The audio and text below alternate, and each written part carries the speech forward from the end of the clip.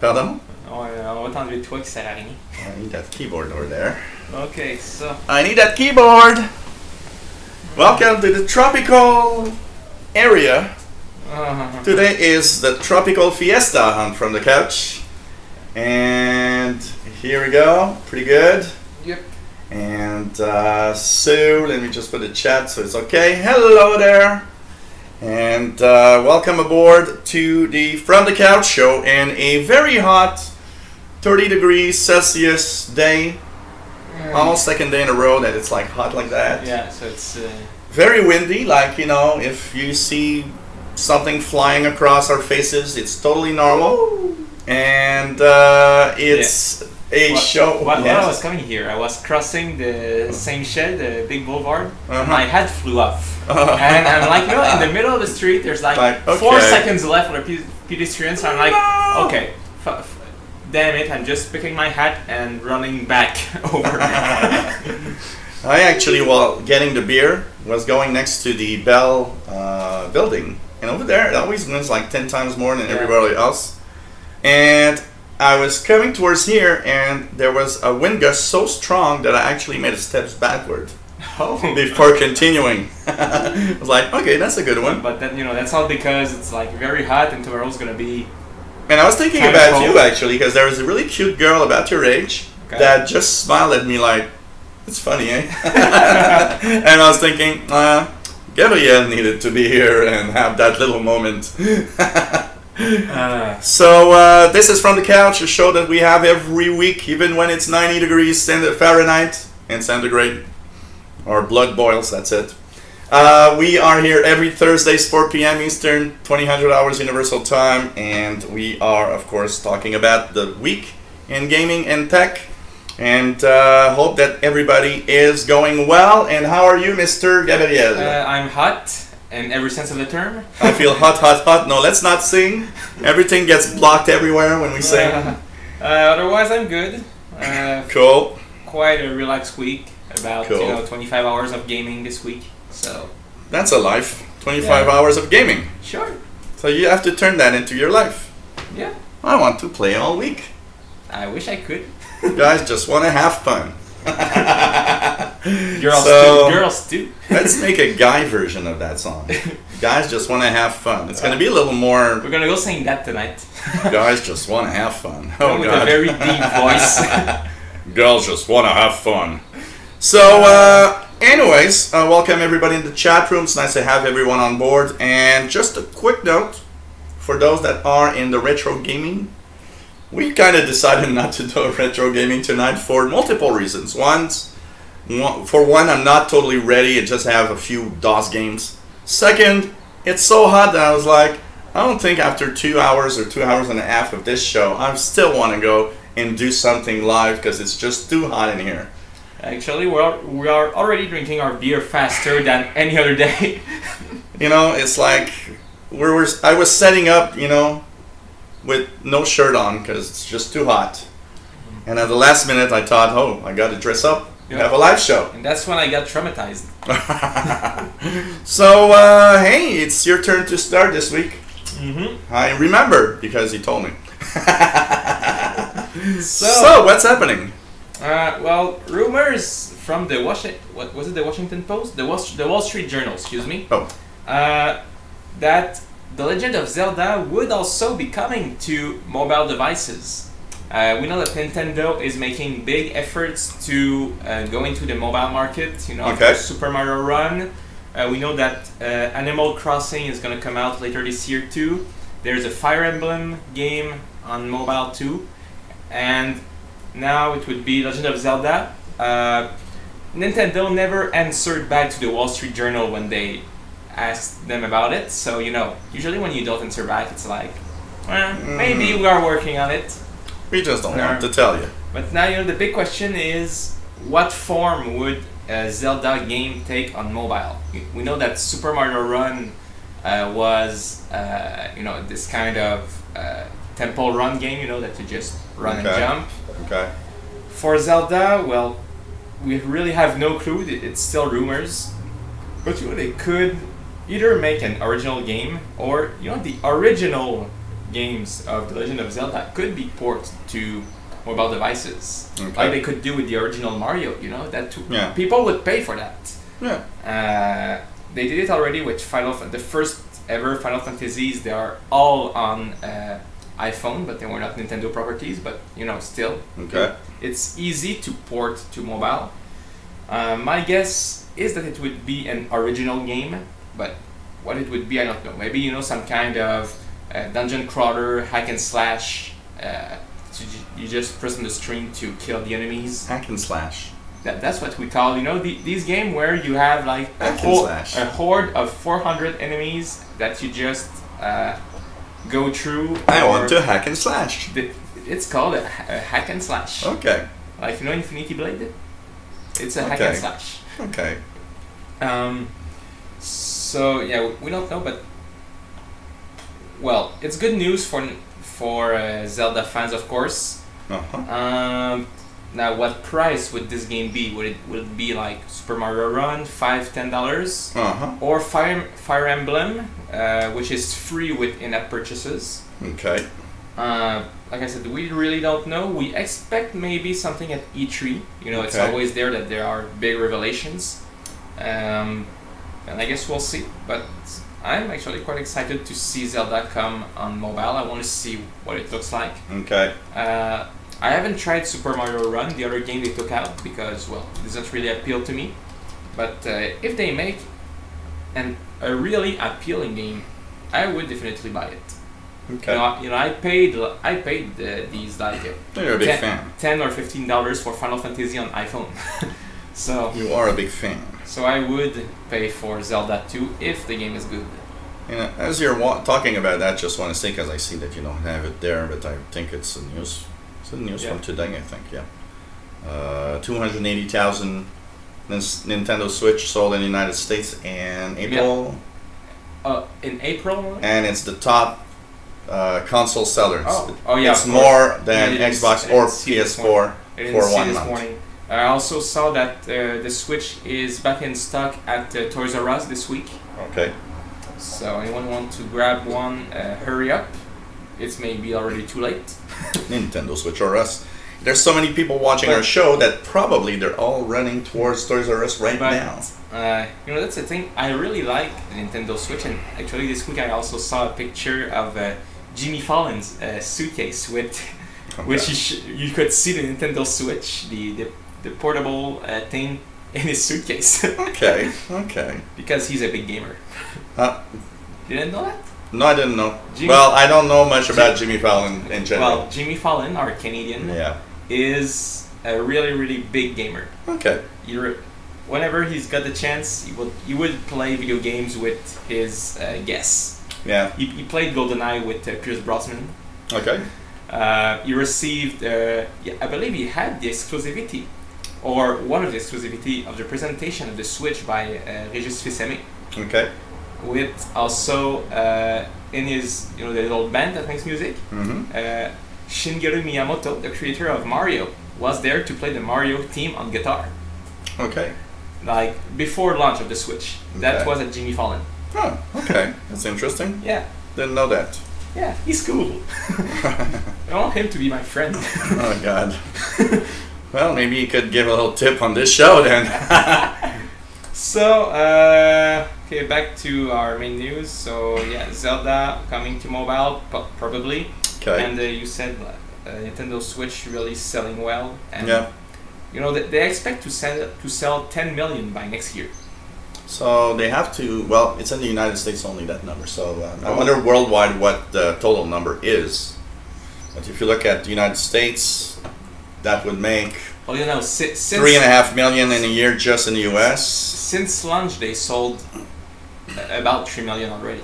You know, everything is sold out everywhere. So. And of course, probably with Christmas and everything, it's going to be... Christmas is going to be the big time for the Switch. This is when we'll see will it be popular or not. Okay. Anything else to add to that? Well, maybe if I could make just a quick link to a news I have for later, because we're talking about the Switch in general. Yeah. The new Super Mario Odyssey, will be playable at E3 next month. There will be a booth where you will be able to try levels, but at least journalists will try it. Yeah. And but that also means that we will really have, like, maybe not critics, but starting to have opinions about the game and does it look cool or not. Okay. So that's another news we can just throw away now. Okay. So Super Mario Odyssey playable at E3. Okay, so I guess you probably heard, like everybody else, about the ransomware attack, worldwide ransomware attack that started last week, pretty much at the moment we were doing this show. And they talked about it in the news, and there's so much false information and all sorts of weird information. Actually, the most surprising thing I heard about this is that Windows took out the security patch for Windows XP because of it. And they didn't have to do it. And they didn't have to do anything like that. They did. But you'll understand a little bit more. You know, at first I was like, they didn't have to do that, and then, okay. I'm listening. It was very interesting because I had a lot of input and information about different tech guys this week about all of this. So of course, ransomware attack still going on, by the way. Still going on right now. There's still computers being infected, and it's kind of. I'm just wondering very quickly. Do you guys on the chat hear the wind? Maybe. Yes. Yes. Possibly, yes. There's a slight. When they're not talking, probably there's a little bit of wind and stuff. Okay, so keep going. And that's not counting the cars that might pass by. And the stores that are clinging together. So as long as we talk, it's all right. So anyways, what we need to know, first of all, there's a lot of blame going around, like, oh, Microsoft's bad, and whoa. Microsoft is evil, they want to pirate our computers. First of all, Microsoft fixed this on most systems in March. So that's the first thing that we need to know, that a lot of news were like, oh, another Microsoft hole being used by bad guys. Yeah, and why don't you also say that was fixed 2 months ago for a lot of computers? So for most of us, if we're running Windows 10, for example, it doesn't affect anybody because we have older updates. It's something that, yes, is important because it shows us that a lot of things can happen. It also is interesting because it also shows us how our world, our computing world, our technology is extremely different depending on what you do, and there are different things that are happening depending on what you use. So one of the things is, of course, most of what happened was on Windows XP machines. That we know. We know that it's a NSA tool that is being used. It's basically something the NSA knew about, and I've had a little more information today that's extremely interesting with that. So I would kind of partly give the blame to the NSA because they probably knew this flaw for a long time, and they didn't tell Microsoft, and it's a little sad for that. And there are things that you have no control. And you know what was the worst? Like in the UK, the hospitals that stopped. One of the things that's very, very sad, and that's probably the major issue with what's happening with that ransomware, is that there's a lot of embedded systems. These are MRI scanners. These are all sorts of heavy-duty machinery that are used in enterprise. And, they bought it 10 years ago, 12 years ago, 15 years ago. It had Windows XP on it. That was the system back then. But the problem is, those machines that cost tens of millions of dollars, the companies don't want to upgrade those all the time. Cost too much money. So there's a lot of machinery that has Windows XP that got bit by this. There were MRI scanners that they couldn't use in the hospitals because the ransomware had hijacked the machine. So there's a problem. This actually shows a very deep problem in our technology.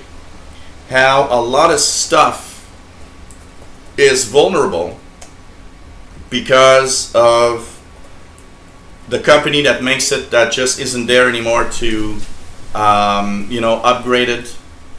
A lot of hospitals, a lot of places have very weak IT professional that are not necessarily very good at it and don't really do much. Of course, in the case of Windows XP, there were no patches until Microsoft last weekend decided, okay, we're gonna push one. But that's what surprised me. But it's also because many people are still running XP. Yeah, but like I was saying, it's so many reasons. But like I was just saying, the main problem of XP is embedded systems, machines that are not computers. They are robots of some sort. They are machines that do some kind of task that run XP. And you would still be surprised. Maybe our government still use XP. I'm sure they are. I'm sure there's tons of little things that run XP in the government and many enterprise. I can tell you that. So, it gives us a major look at one of the biggest problems. Too many levels of systems, from the old stuff still working out there doing something to the new stuff. Bad IT departments that just don't do their jobs well. Also. Money, which is a big player here, because a lot of people that basically are using old technology actually would or could have better technology if they had the budget to upgrade stuff. So it's a very complex thing. I personally think Microsoft did a fantastic job here. Mm-hmm. First of all, because they patched it 2 months ago, so everybody that has a modern operating system, Windows 7 and up, should not have this problem. And also, they didn't have to release a patch for Windows XP. They just sat down and said, look, there are still so many devices. Let's do it because you know what? It's so bad that we need to do something about this. Yeah. So they released a patch for an OS that was released 16 years ago. Yep. Just saying. But now one of the problems also is on embedded systems. These are not made to have updates in that manner. So even if they sent a patch, some machines, there are people out there that just look at it and say, how the hell do I update this machine? Yeah. And one of the last things that I learned today, which is very interesting, this is a news from the Washington Post. Washington Post is saying that, in the news bulletin I had 2 months ago, I said somebody tipped off Microsoft saying what the flaws were in Windows to have it fixed for March. Okay. The Washington Post says from an unknown source, but that apparently is pretty good, the NSA itself contacted Microsoft when they saw that the tools they had to infect and to hack into Windows were stolen. They decided to contact Microsoft and say, here's the 4 flaws we know about your operating system that we've been using, because they were afraid what bad guys could do with those. So for example, if they didn't say a thing and Microsoft had no idea, what happened last week would be a million times worse, because every operating system, including Windows 10, would have been affected, and everybody could at some point had a problem. So kind of interesting that the NSA tipped off Microsoft at, well, okay, we lost control of the tools we have. Let's tell Microsoft what we had to hack into their Windows system, because they need to fix it now, because it's going to be too bad. So, okay, kind of interesting here. Microsoft, of course, saying governments needs to stop stockpiling on all sorts of flaws that they know about and that they don't tell anyone, because at some point it will always happen again and again and again. So,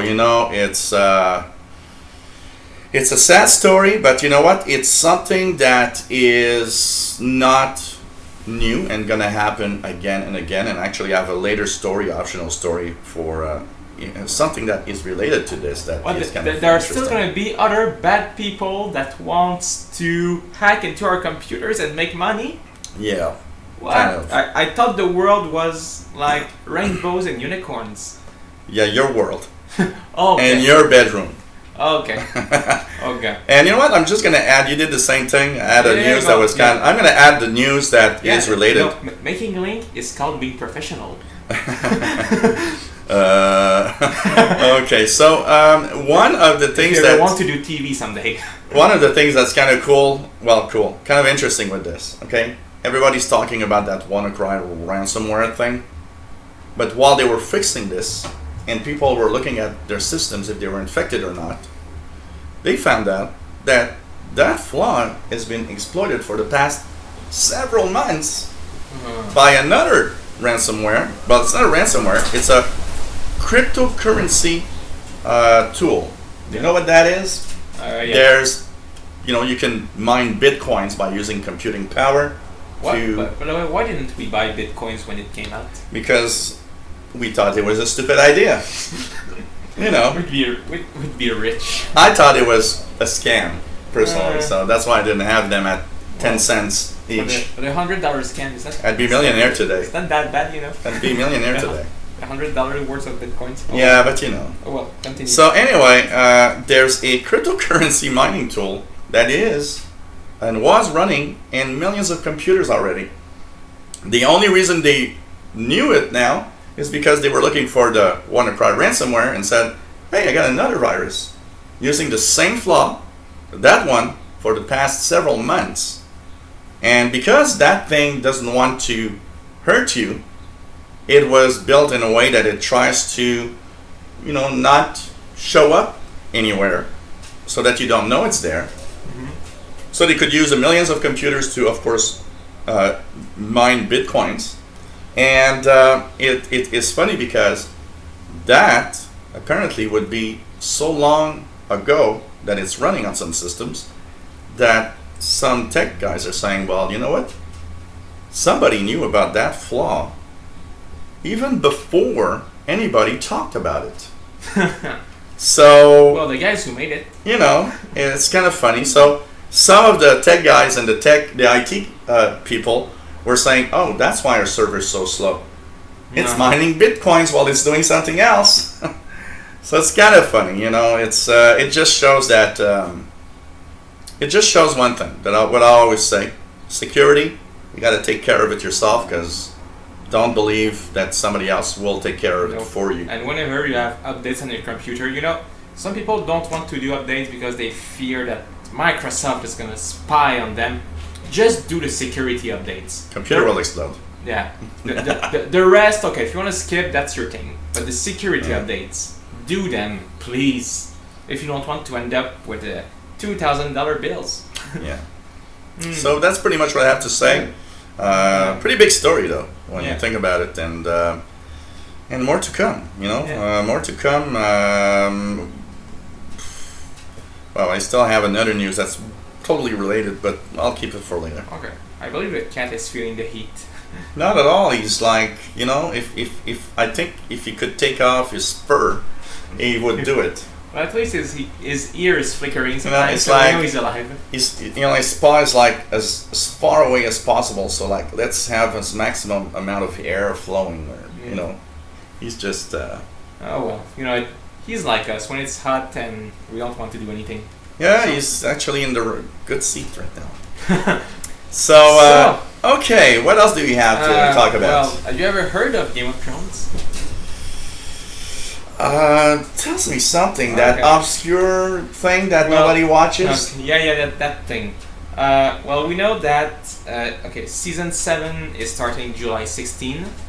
After that, there's gonna be an 8th season, which is gonna be the last season of Game of Thrones, which is like kind of the beauty of the series. They knew from the beginning that there was a beginning and an ending to the series. Okay. But now there was rumor that were actually confirmed that there are 5 Game of Thrones spin-off in development. Okay. It's George R.R. Martin, who wrote the book Song of Ice and Fire. Okay. Wrote on his blog that 5 prequels to Game of Thrones were in development, possibly for after the main series from HBO. but he added some details. He did say that none of them would be related to stories we already know about. Okay. So for those who watch Game of Thrones and who knows what I'm talking about, it won't be a prequel about Robert's Rebellion or Dunk and Egg, which was in a small book before, or other stories that we know happened in the past. Mm-hmm. It would be like he describes it as expanding the world of Game of Thrones. Okay. Everything will happen in the same world, in the same universe. We might see some characters that we know, but it won't be stories we already heard about. Okay. So it will be 5 complete original stories, which we probably have no idea ever happened before the event of the actual series Game of Thrones. Otherwise, it kind of avoided any questions about it. It's still in the phase of just being, written and. Okay, it's in the early stages. Yeah. So we'll see. We don't know what will happen. Will it be on HBO, or maybe is there some Netflix plans? We don't know. Uh-huh. That would be interesting though. But I believe they will stick with HBO because, well, it's what brings them the most money, I believe. And yeah, that's what I wanted to say. George R.R. Martin confirming these prequels are coming. He also said that he's still working on the 6th book of Song of Ice and Fire, which Game of Thrones is inspired. It was supposed to come out for the 6th season last year, but couldn't meet the delay. Okay. He said as a joke that he wished he could not sleep, add a few hours every day, or just clone himself. Okay. You want to clone yourself? Well, if I can have both consciousness, yeah. What about cloning ourselves and sending our clones during the show, and we'd go at karaoke or on the terrace with beer? Oh, that would be good. That would be nice. I would bring my laptop and play video games while we drink over there. Then we could, tell our clones they're bad at doing what we do. And not pay them. Or pay them less that we pay ourselves. Which is already nothing. Pretty much. Okay. I did 30 minutes for the first beer. Yes, because it's hot and the beer is good. It's actually tastes even better today. Yeah. So it is true that a cold beer on a warm summer night. I must admit that when it's minus 40 degrees outside, you don't really want a cold beer. Why not? Except on Christmas. Why not on Christmas? But that is another story. Yeah. For another day. So, for the next Anything Goes show, in which we won't drink the day before. And we won't sing songs. Neither. Or if we do sing a song, we'll separate it. Birthday. Oh, that that one is also copyrighted now. Come on. The company is suing everyone that sings Happy Birthday now. Ooh. So, okay. One news that's kind of nice, because those are going on and been going on for such a long time. I don't know if you've ever gone to a website and suddenly I've never gone to a website. There's a pop-up in a little voice that says your computer has viruses, and it jams your browser there. Well, I've seen this one. I've seen you must update your Flash player. Yeah, I've seen them. So, Control Alt Delete.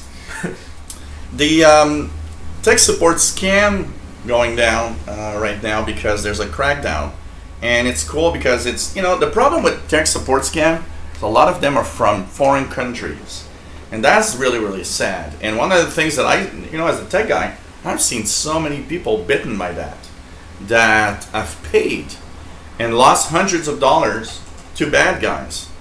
So they did a major crackdown in the past week in the U.S. and law enforcement with different countries around the world. Apparently, up to 20 different countries are in here, including Sri Lanka, India, and Pakistan, which are kind of the 3 top scammers place to be.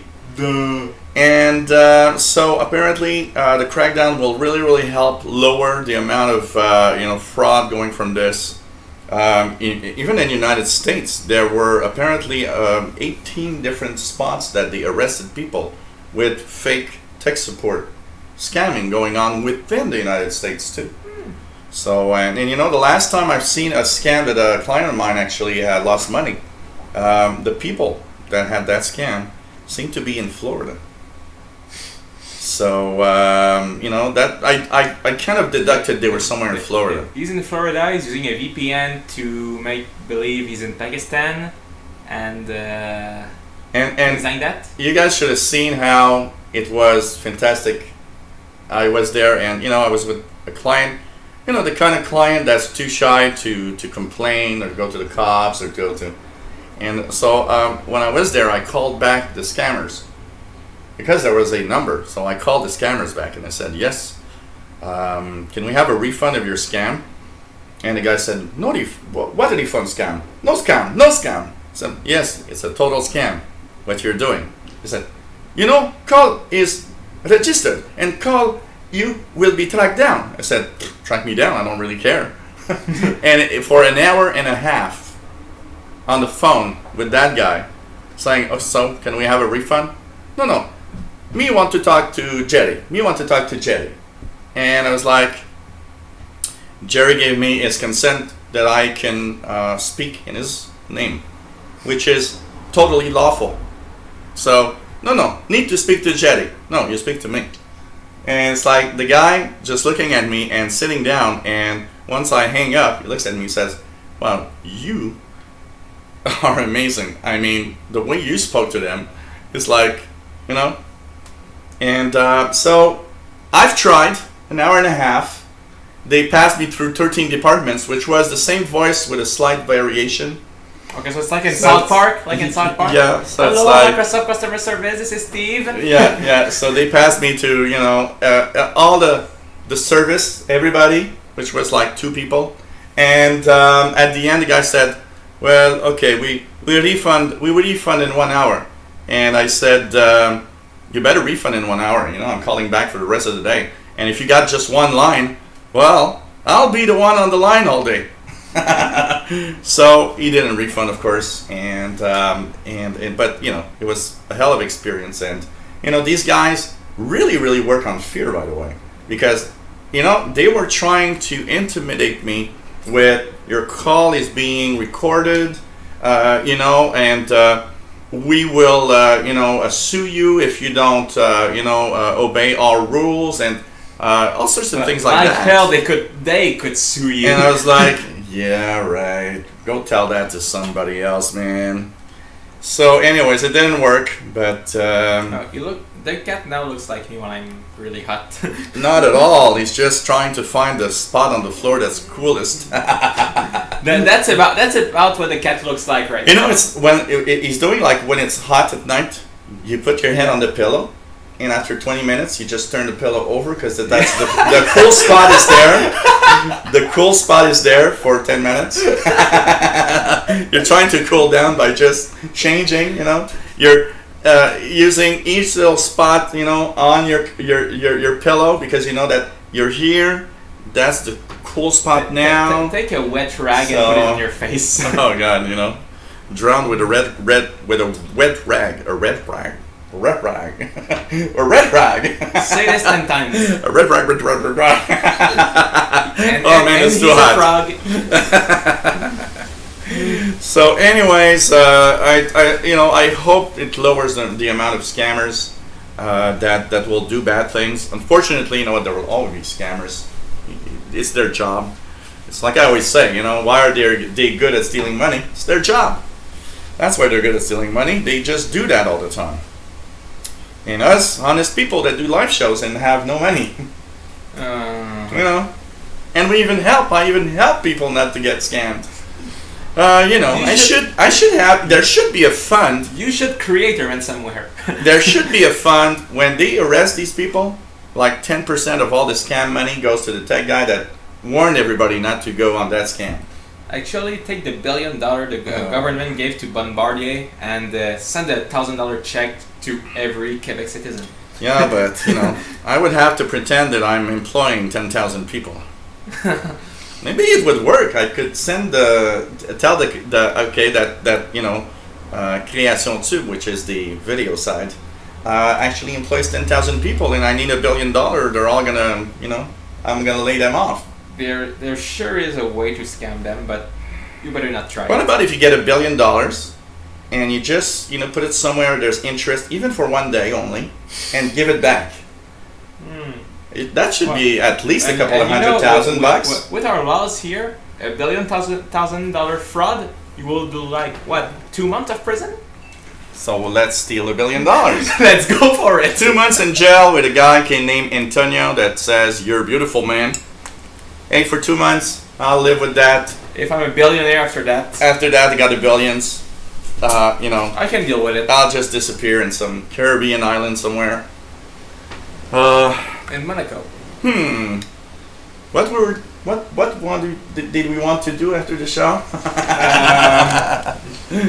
Anyways. There's a bank at the corner street, right? Yeah, that's the cheapest bank that exists in the world. So, anyways, let's not talk about this on the air that we will go rob a bank, because they will know it's us. The FBI will be here. And Trump's gonna say, "That's why we don't need that internet." Boy. So, okay. Anyways, all I had to say for the crackdown of tech support scammers, and go to hell. Okay, cool. To the tech support scammers, of course. Cool. I hope you die and meet some big guy in jail that's just gonna be you're gonna be his wife for the next few years. That actually would be fun. Oh well, my name is Sanji. I'm from Pakistan, and I have this big man. Now I'm his wife because I did, tech support scam for so many years. We have different definition of fun, Okay. Okay. Yeah. Yeah. Now, Ubisoft released its financial report for the last year, and also their expectation for next year, which also confirmed a few upcoming games for Ubisoft, which they also told in a press release to make it official. We know that The Crew 2, which is a racing game, is coming out by like April 2018. Okay. A new Far Cry, which is like good news because Far Cry is a big license of Ubisoft. My brother actually bought the last one, I believe, for like it was on sale at like $18 instead of $85 on the PlayStation Plus, so he kind of jumped on it. Okay. Oh, and by the way, one thing I can say, this next Far Cry, there are rumors, it's only rumors, it will be in the Western. One thing I can say, I did play it in pre-alpha, but I cannot say much more. But I did play it. That's all I can say. I played it before. Is it good? I cannot say it either. No. As long as it's not released, I have no right to say anything about it. Say anything about but it. I played it in like a pre-alpha, really pre-alpha. Okay.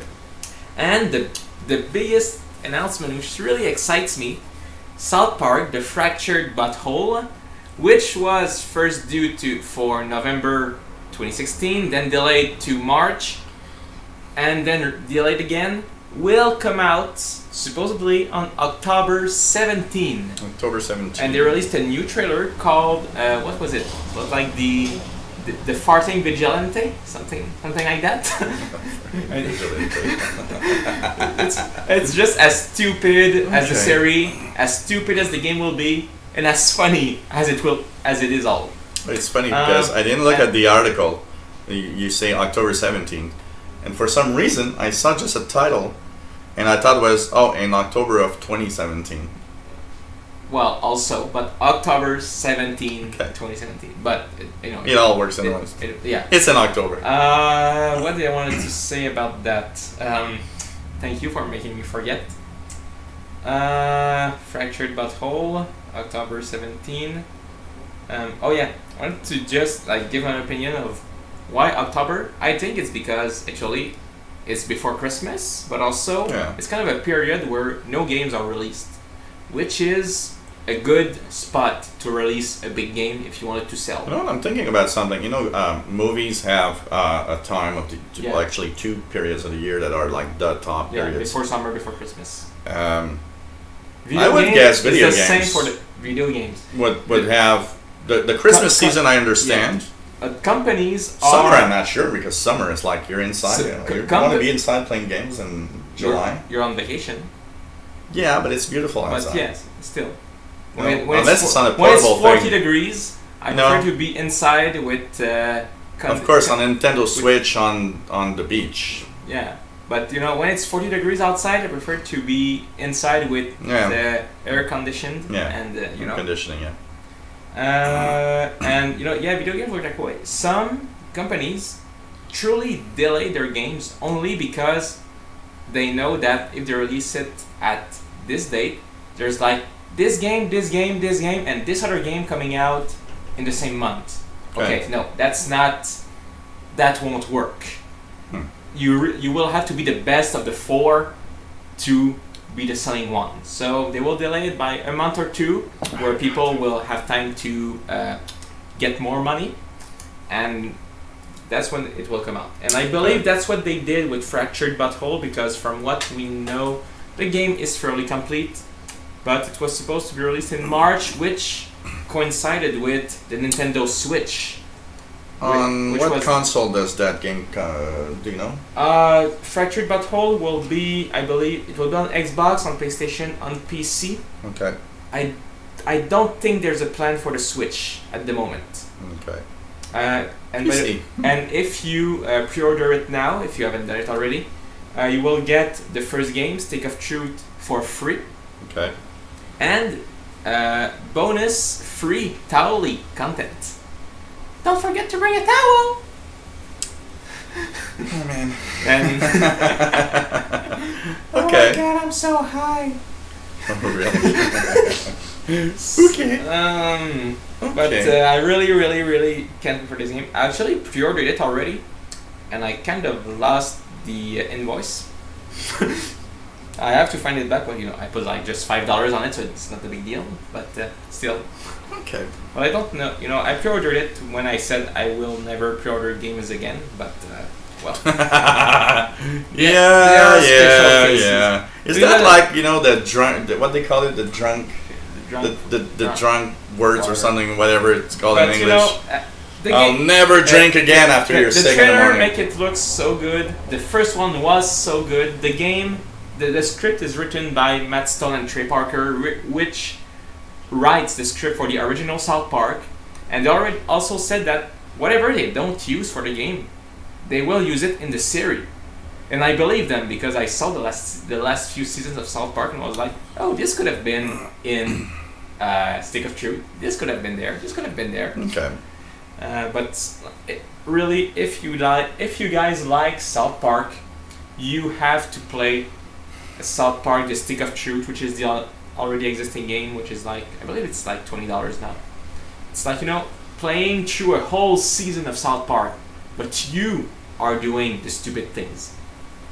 Okay. It's all these games. Far Cry, I believe, is PC.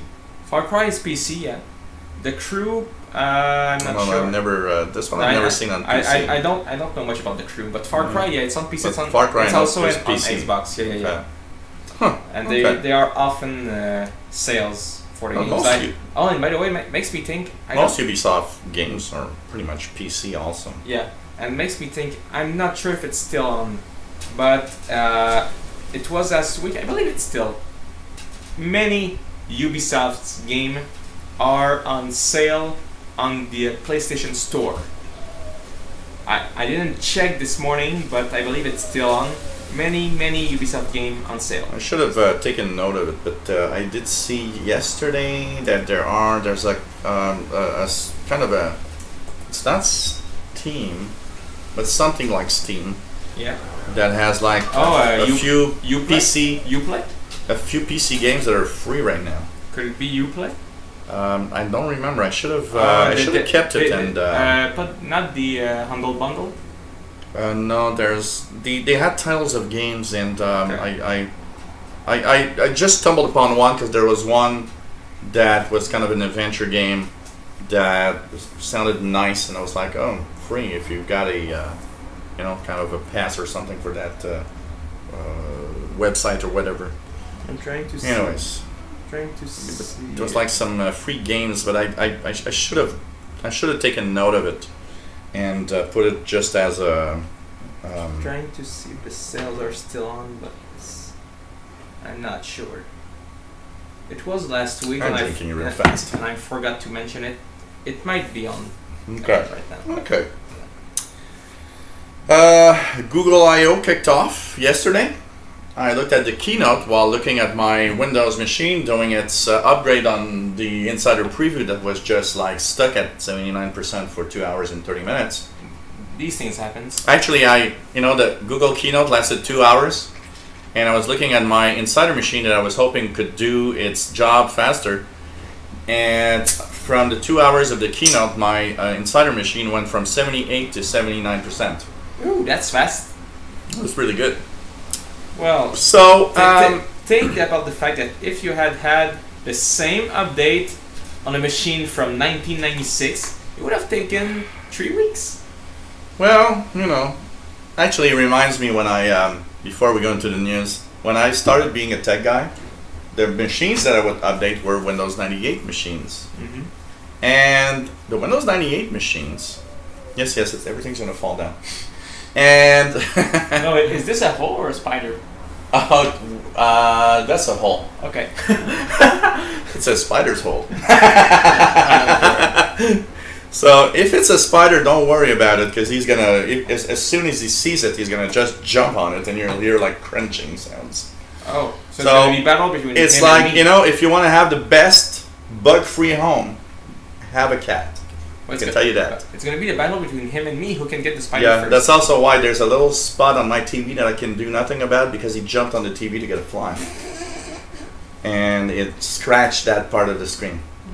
Wow. So anyways... I don't see it, and don't show it to me, so I don't well, see on it the white we don't see it, but when it's darker, you see there's a little something. Okay.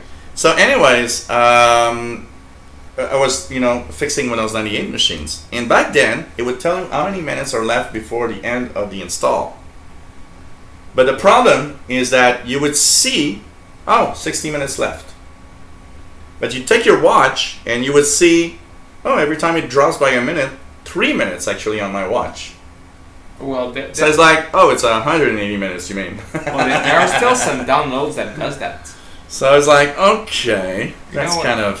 sometimes when you download stuff from weird sites, it also does that. It smells like burning something. Is it the computer burning?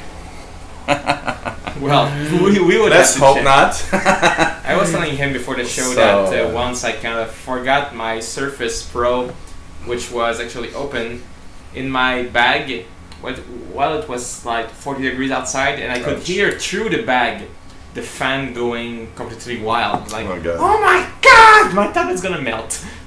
When the worst I ever seen with this machine, I was doing a live show, and the machine was on a surface that was instead it was a hard surface, it was like a soft surface. So it's even if there's a little feet, it's sunk on the surface. And I didn't notice anything, but as I'm doing the live show, computer shuts down. And I'm like, what? That's not good. And just touching here, you could burn yourself. Oh. Okay? So it really and I was like, okay, did I just like, and the computer was like 2 months old. I was like, did I just burn down my 2-month-old computer? But of course, it started again after about half an hour of cooling down. Started again. I was like, oh God, thank you. Well, I think there's this fail-proof. Well, Intel is nice for that. There's shutdown. Fail-proof shutdown, and I think it also goes to show that it really needs to get really, really hot before something bad happened. Yeah. Because sometimes I played game this morning. It was hot as it is now. This in the back was really hot too, but it was like just touch here. Well, that's like my Surface when it's really hot. It's really hot, it's pretty much like that. Yeah. But I could go on like that for 4 hours and nothing. Well, actually, in the summertime, I run like that as long as I lift it up a little bit so that the cooling really goes well. These devices, I believe, maybe not this one, which is a few years old, but like the new devices, which are used everywhere all the time, I believe they are made to last like 18 hours being this hot with the fan running. Well, this is the fan is running because I could feel the wind here. Might not be good for the apparel. Well, it's made for that. It's made for that. A laptop has that flaw. It's a thin device, so cooling is difficult. Of course, for live shows, for example, if I had the money, honestly, the live shows, we'd have a desktop. We would not have a laptop doing it because a desktop cools much better and would be better for every. This does ask quite a lot. You can see here that you got the CPU right now. It's like almost 100. It's like throttling almost 100% all the time now. And I'm wondering if it's not throttling down a little bit because usually that's 68, 70%. So as long as the string goes, anyways. But it's going down now. But it's like a desktop is better at doing this than a laptop, that's for sure.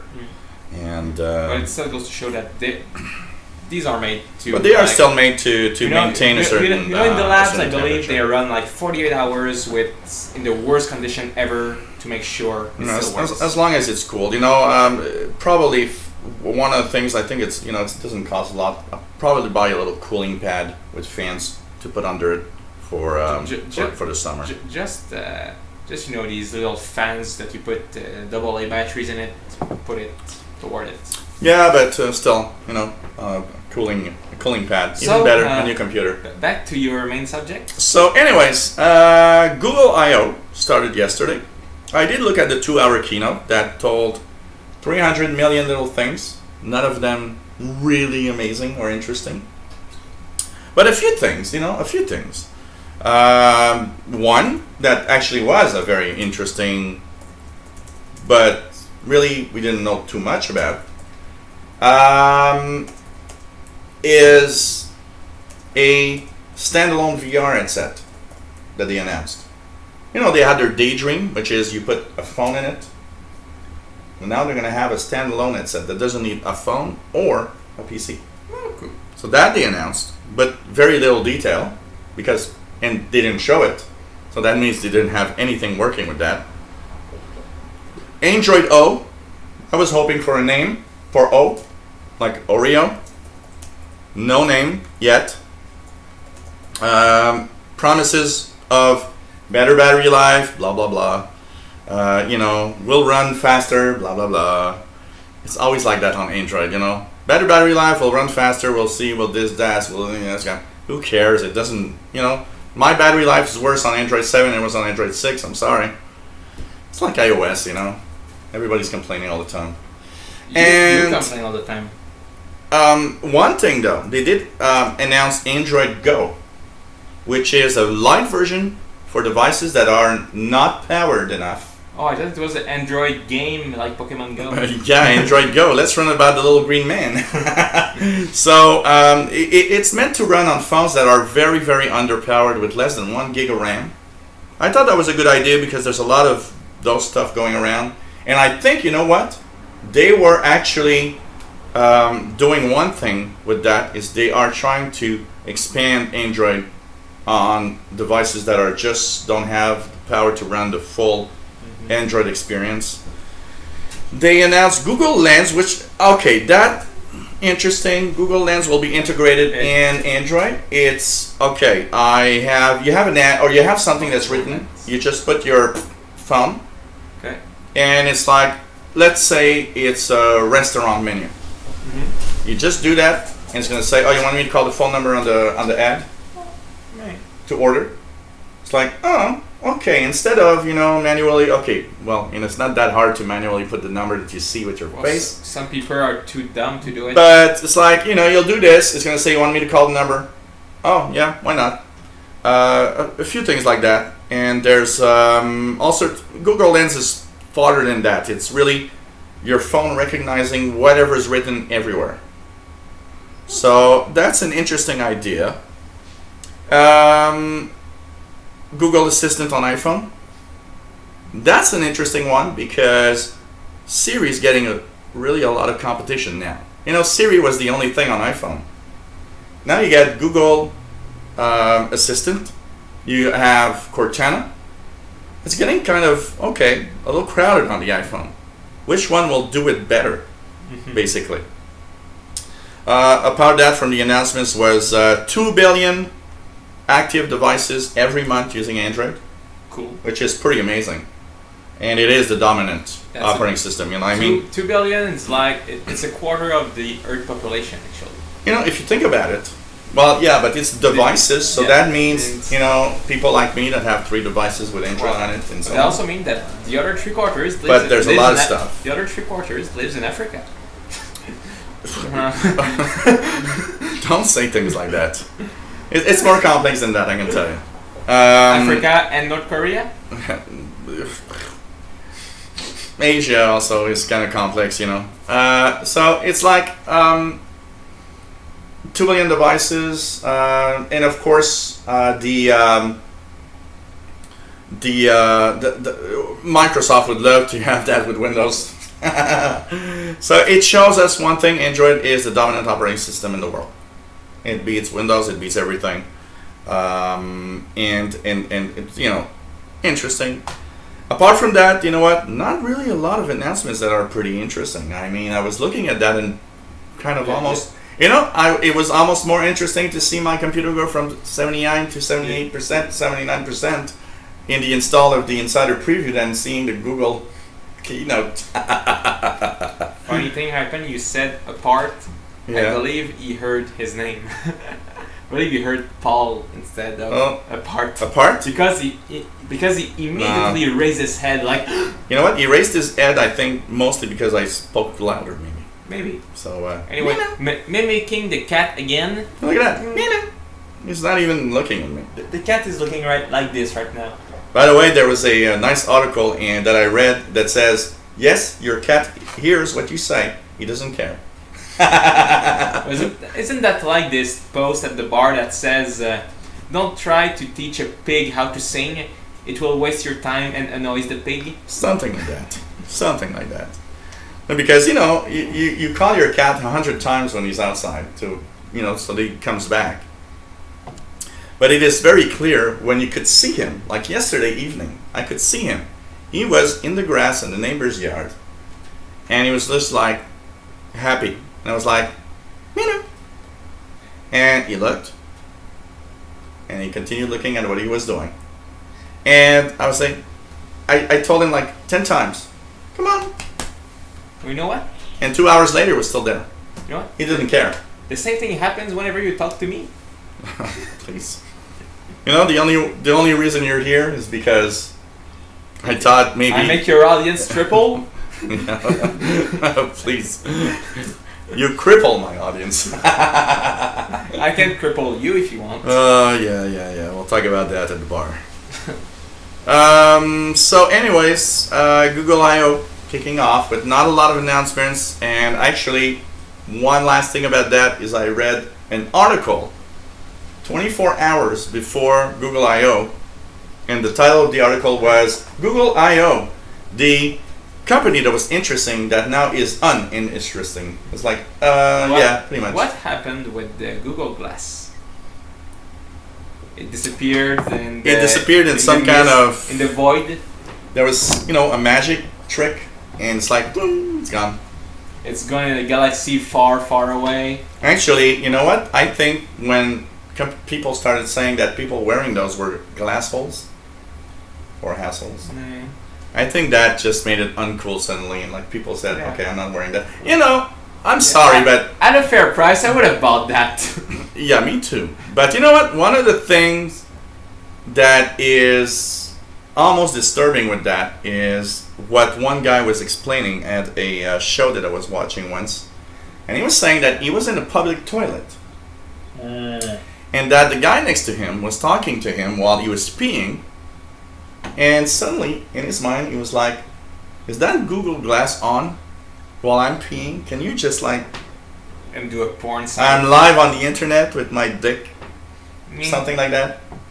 And it came up to him. It was like, isn't it better to just take it off while you're peeing and put it back on when you get outside the toilet? Just like in your regular glasses? So, but you know, one day we'll have glasses that we'll not even know they are.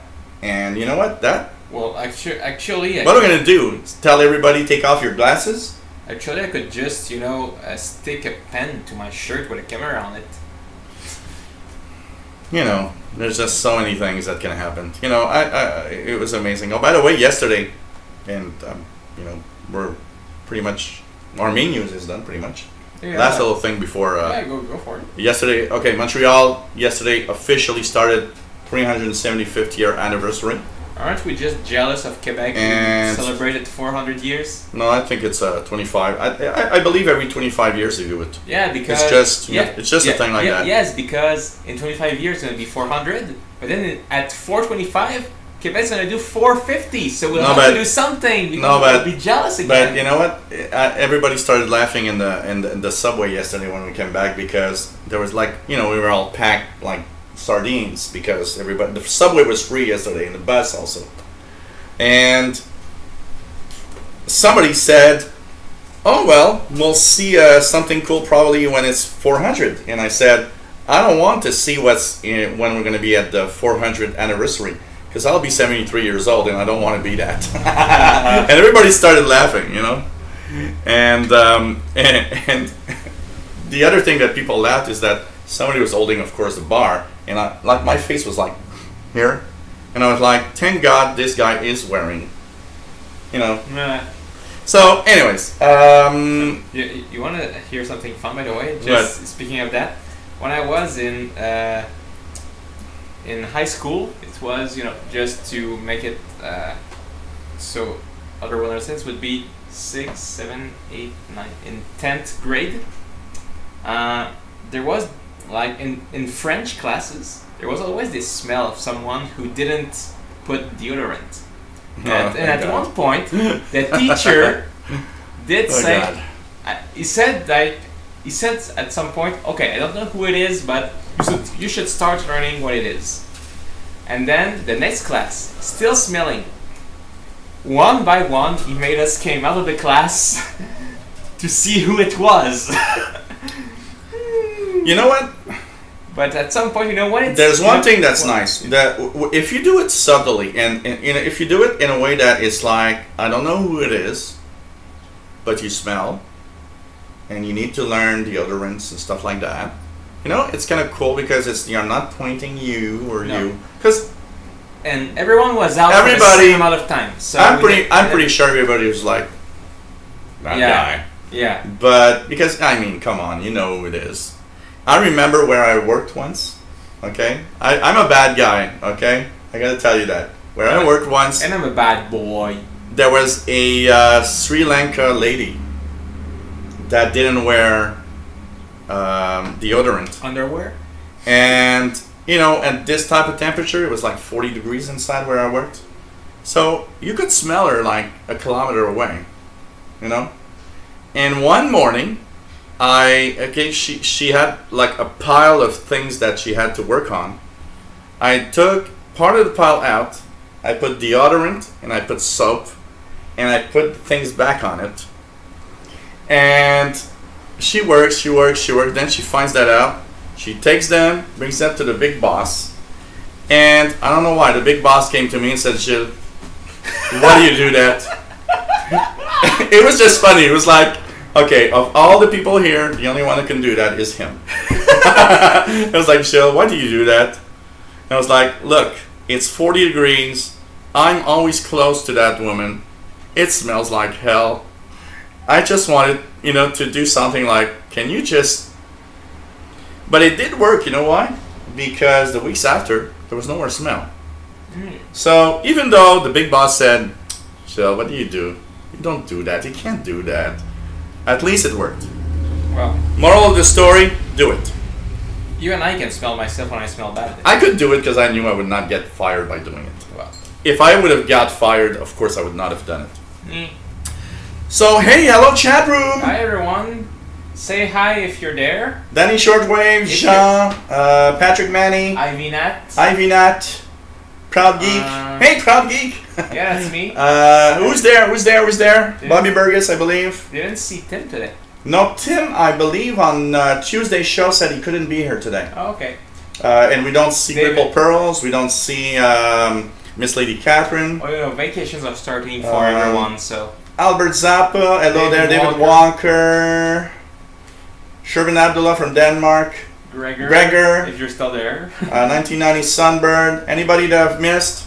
Say hi, please. And to answer the question I did see go through, you don't have air conditioned. Yes, I do, but in the bedroom only. Not through all of the house. I am actually thinking of getting it through the house because I gotta say that in the last year, every time it was really hot, I noticed that I was always doing my videos in the bedroom because it's the only cool place. And I thought, okay, maybe it's time. I'm working from home. Maybe it's time to get air conditioning everywhere. I'm not sure if you told me already. Is Jean from Toronto? No, Jean was from the east. The east? Okay. Was it Jean? Can you remind me? I think you were. I'm mistaking with someone else maybe, but where are you from? Where are you from, Jean? Just curious. Isn't it like Gaspésie or something? Or I might be mixing you up with somebody in the radio room also. In the radio show, I know there's somebody from Gaspésie, but maybe I'm actually mixing you up with somebody else, Jean. Where are you? Pierrefonds. Okay, from the west part of Montreal. Oh, okay. Okay, west part of Montreal. Come and take a beer with us after the show. Yeah, come to Saint Michel and have a beer at the karaoke bar. There's a nice little terrace outside. 3296 Jean Talon Est. Yep. Well, so nice to have you here. No, it's on the radio. On the radio show that I do, there's a guy from the Gaspésie region. No, I was just asking because next week, I'm going to be in Toronto for the weekend. Yeah. So it's time to meet people. I tried last year, didn't work out. So, anyways. That's what you were talking about? What is coming first? Ripple Pearls. You know what? I will do a Kickstarter, and my Kickstarter will be for all the money that comes in is money that I'm going to pay WRMI and WBCQ for my show, and remove Brother Stare from his time slots. So instead of Brother Stare Jesus things and moaning, you'll have me, which is so much better. We'll be talking about everything. While you're saying that, I'm gonna go check if I'm still. So that could be cool. A Kickstarter. Shortwave radio comes back to life. This is holding. And no more. Oh God, I didn't like the way that it just. Well, don't move. I'm not even. I'm not sure I want to take a breath now. So Kickstarter. Let's remove. That would be a nice one. Let's remove Brother Stare from the airwaves. Kickstarter. And then I could rant and say, hey, Brother Stare, I'm spending millions of dollars on shortwave broadcasts now. And at least, I think it could be more interesting. And, you guys could be part of the show and everything. So, hello, everybody. It's really warm here in Montreal tonight. It's like, it was supposed to be 31 Celsius. I believe it's like 30, 31 now. Which is, something like 85 in the upper 80s. So it's really hot. There's a little bit of humidity, but not too much. I've seen worse than this. So we have 2 days of really warm weather, but it's been cold and rainy for the past few months. Yesterday was 375th anniversary of Montreal start off, which was kind of cool. They spent 10 million for the lining of the bridge. And you know what? Did you know that the 375th year anniversary of Montreal will cost in total $1 billion? Oh, cool! That's kind of nice, eh? And we have homeless people. We have flooding. We have somebody on Facebook that I won't say who, but you know who. Yeah, I do. Actually mentioned. Oh yeah, I'm sure that the homeless people really find it fun to see the bridge. Well, he's right. Yes and no. He's kind of right. Yes and no. Yes and no, because we gotta understand one thing. Part of the population doesn't want to get help. That I can tell you. But now can we do something? Yeah, I don't know. We can give him a bit of credit for that. For once. Yes and no. You know why? Because yeah, we could rant about the fact that we shouldn't spend money on Anyway, it's not on things like that. He's not selling to us. He's at the bar right now. Hey, look who's there! Our mascot. And by the way, our mascot is here. On the topic of my tablet falling, I'm not pretty much afraid of it falling here because I remember one day coming back from here. It was raining, so I took a taxi. Oh. And coming out of the taxi, I held my bag, like by one finger because it was pouring rain. So I was like, I'm gonna run the bag fell down. to my home, and the bag fell down, but like while I was running. So it's like double the speed. Okay. And I'm like, oh my god! But and that actually did. It was in the bag. That you dent? Oh really? Yeah. Oh god. If you pass your finger. Oh yeah, and there's you know what? No, that's okay. Pass your finger. Okay. You'll feel it. Oh, here. Yeah, right there. Yeah, that's a little moment you're like, eh. It's like, dropping your phone for the first time. Yeah, but this one was like, okay, it's 5 feet and double the speed. It's not good. Yeah, but it was in a bag. It was, don't do this every day, huh? No. But, it's like... But it's still working properly. It's not... Yeah. I know it was designed also for that. Hey, did you know that I have a wind-up cat? Meow. It's like wondering what the hell you're doing with my tail. Meow, meow, meow, meow. That cat, I can do anything I want with it, and it's like it doesn't care. It's like it trusts me so much that what the hell is in here? There's something stuck in your fur. Sorry, man, but there's something stuck there. Must come from outside. So, anyways, nice to have him, and camera's just placed all right. Look at that. He's the cat. We can see the cat really well. Yeah. Taking it easy. It's hot, eh? I know it's hot. I will put the air condition. I tell you, I will put the air condition. When summer kicks in. Yeah, well, I you know what? I could have put it this week, but I thought about 2 days and then it's back to 18. Yeah. That isn't worth it at the time, Usually, But last night I was actually trying to get to sleep and I was like, I should have put the air condition for 2 days. This morning, I was like, because the way my window is made is that if I leave the stores open, I get the sun in the face when I wake up. And actually I found something pretty clever. Usually I put a shirt on my eyes, but it's kind of annoying. The Survivor buffs I have are pretty useful for that actually, and it's not annoying. But you know what? Like Danny Shortwave says, I know that. The homeless people and are not always people that you can really help easily. And there are a lot of resources for homeless people and for people that need help. But I remember, and actually, true fact, I can tell you, somebody that I know, his mom is a homeless woman, and the guy has a lot of money. So what he thought is, hey, I'm gonna go and tell her, look, I'm gonna pay rent, I'm gonna pay everything, you just live there. And she actually told him, leave me alone with my life, I do what I want and that's it. So when I say we got to be careful about things like, oh yeah, let's put the money in homeless people and stuff like that, we got to really be careful with that. I once met a girl who actually was in like this really like international program in high school. She was on Berry, she was homeless, and she actually told me that kind of met just really randomly. She did like in going by freight trains, like sneaking in. She did a tour of the US. Oh, I'm sure there's tons of people that do that. I'm sure there's tons of people that do that. I mean, it's so easy if you can just sneak in somewhere. I'm sure it's super easy to get a ride and they cannot just throw you out anyway. So well, even that, look at the length of some trains. You just sneak in somewhere in the middle. Yeah. They didn't even know you were there. And then it stops somewhere, you get off. Hey, I'm in another town now. I'm sure it can easily happen. And there's tons of little things like that. Even it's much more complex than let's put billions of dollars to help everybody. But that time, I must admit, it was kind of a shock to see like this girl who had like everything in front of her. Like she was in the highest program she could be in high school, and now she's like homeless with basically nothing. That's why it's very difficult to help. We could that was a shock. Just look at, let's just put it in a basic way, okay?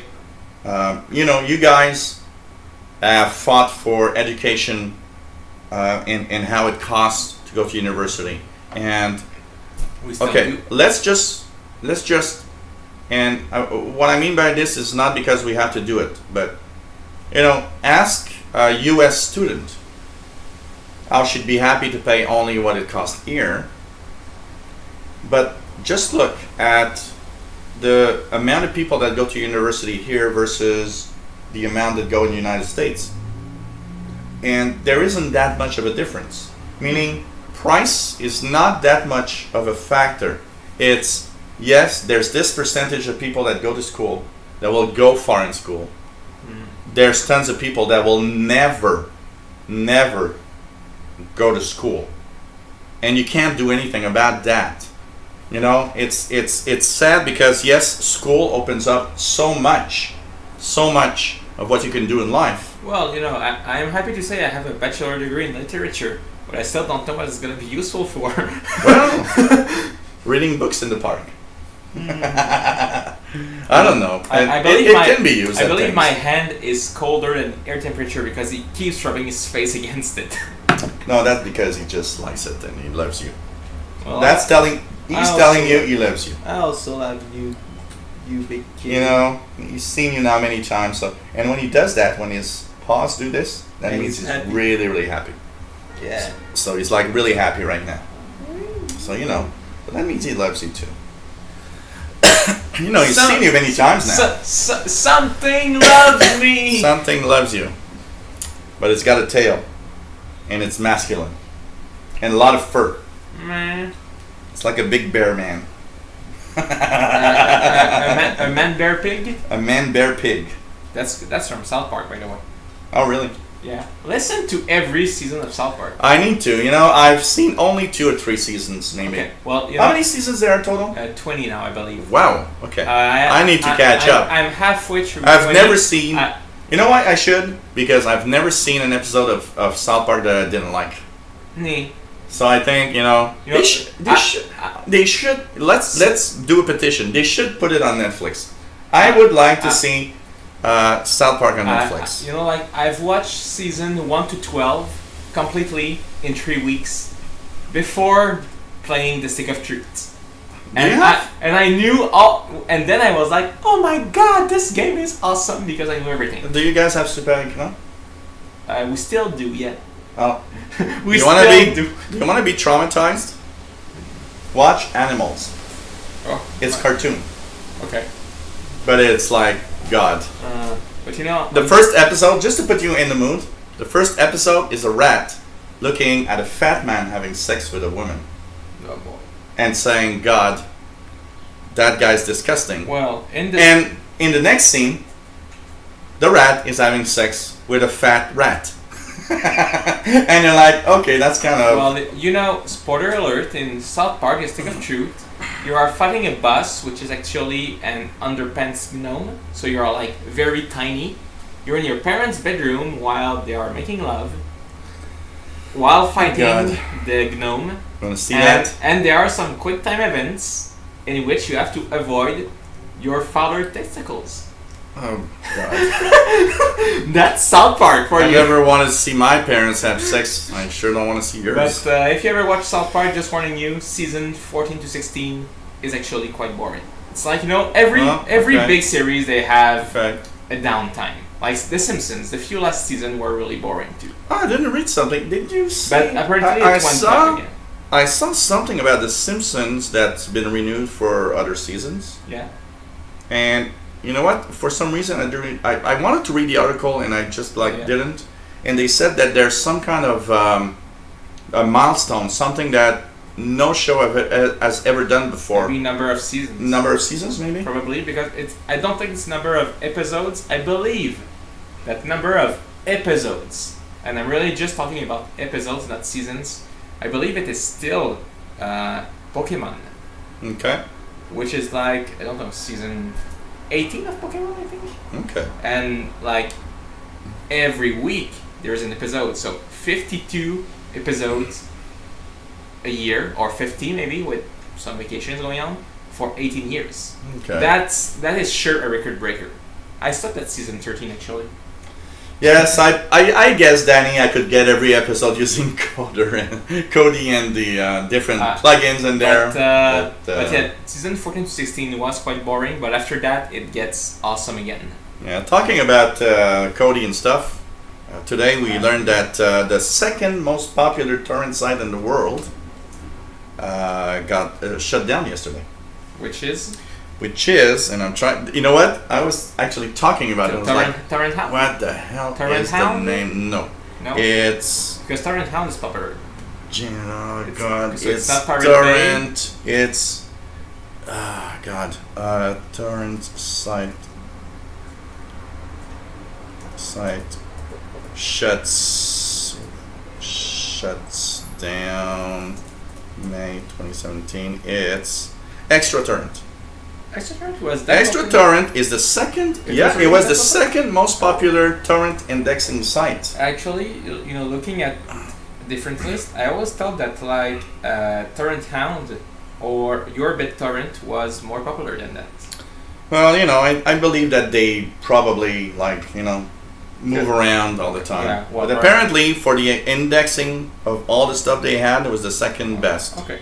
Because, suppose I would do stuff like that, which I don't, I would probably like Torrent Hound when it's not Pirate Bay. But I don't do it. And if we want monetization, I know not to put torrent in anywhere in the title or in the little things that we need to say about. We could put our shows on the torrents. So, yes, we could. And name them Game of Thrones. Oh, that would be good. We'll put Game of Thrones. Everybody's gonna click on it. It's like, hey, welcome to... They're gonna... Actually, we'll have haters in the chat room, I'm pretty sure. But then again, if we pump it up to like 1 million viewers... Who cares about that? Oh God, that would be good. Put our show and name it Game of Thrones on torrents. Breaking Bad season 6. We could add a little thing at the start. Say, yeah, I'm sorry, it's not Game of Thrones, but you know what? On Thursdays at 4 p.m. on YouTube Live. Oh man, people are gonna be mad. Did I download this? As long as we don't do it like 6 gigabyte download. Well, actually, except from Canada, everybody is like almost limitless. So. Yeah, but a lot of people don't have a lot of speed and a lot of, Yeah. But still, for what we have here, we pay That would double be- the price of the rest of the world. That would be nice. Game of Thrones. Hey, welcome to the From the Couch show. And no, it's not a sex show. So, from the couch, you're on torrents. Can be really complex. Anything anybody wants to add before we continue on? Apps of the week. Apps of the week. Yep. Mine is actually pretty addictive. Shut up with your addictive stuff. I'm still playing balls. I am too. I still have to beat 216 or 14. I'm not sure. I'm at 170 or something. We're still playing that. Yeah, and I actually find it really cool, and all the balls are going around everywhere. Or in these moments when you see that tile there, it's there. if it doesn't go away, it's you're over, and everything's going around, not touching it, not touching it, not touching it, not touching it. Oh God! Thank you. There's 12 left. I have it 260 balls. Please. And actually, the best is I believe it's 174 on my record. And yesterday, I was playing, and I used my you have that free thing that you got to check an ad. I don't use that. So I'm at 160, and I use it, and I'm like, well, it gives me a good chance to continue. And I just stopped short of 1. I was like, come on. It gets crappy when you have 4 rows in a row that are all when full it's filled except up. but 1. When it's just. Yeah, and you're you get 4 in a row. 4 in a row like that. I gotta first build a hole through one so I can go somewhere inside. And it's going down every time. And you get that level that's like, okay, I've got 102 balls, and that's 106. 106, and they're all above 100 something. And you're like, Okay, I need two times to just drill a hole through that.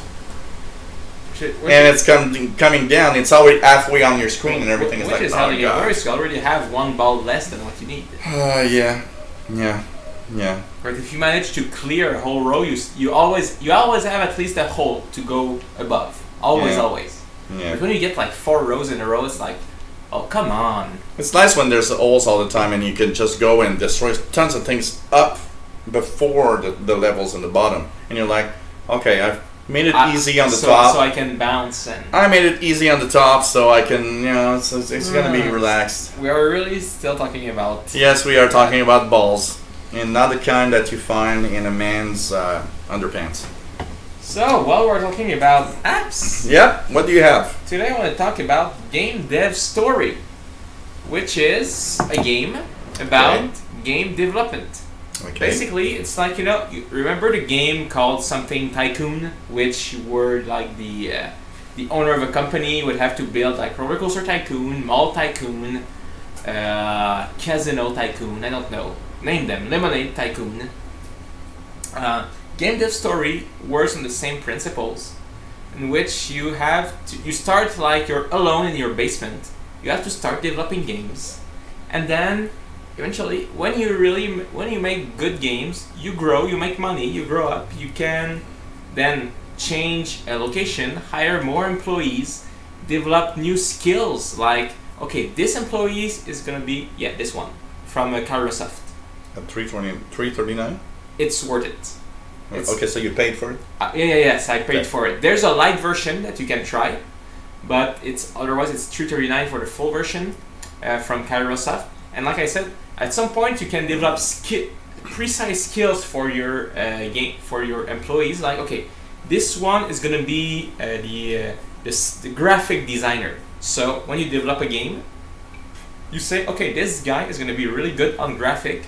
He's gonna do the graphic, and you can create all sorts of games. There's like 20 different topics and 20 different types of game. Okay. And it's one of those games, just like balls, that you're in the subway or on the bus or anywhere, and you're like, one more turn, just another minute, just one more time.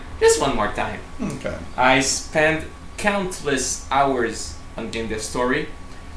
Now I don't play it on my phone. Actually, on the Windows Store, there is a Game Dev Tycoon and another one. This is Game Dev Tycoon, and which is the other one I saw, which are pretty much the same but more complete, I should say. If you just have a phone, that works pretty well.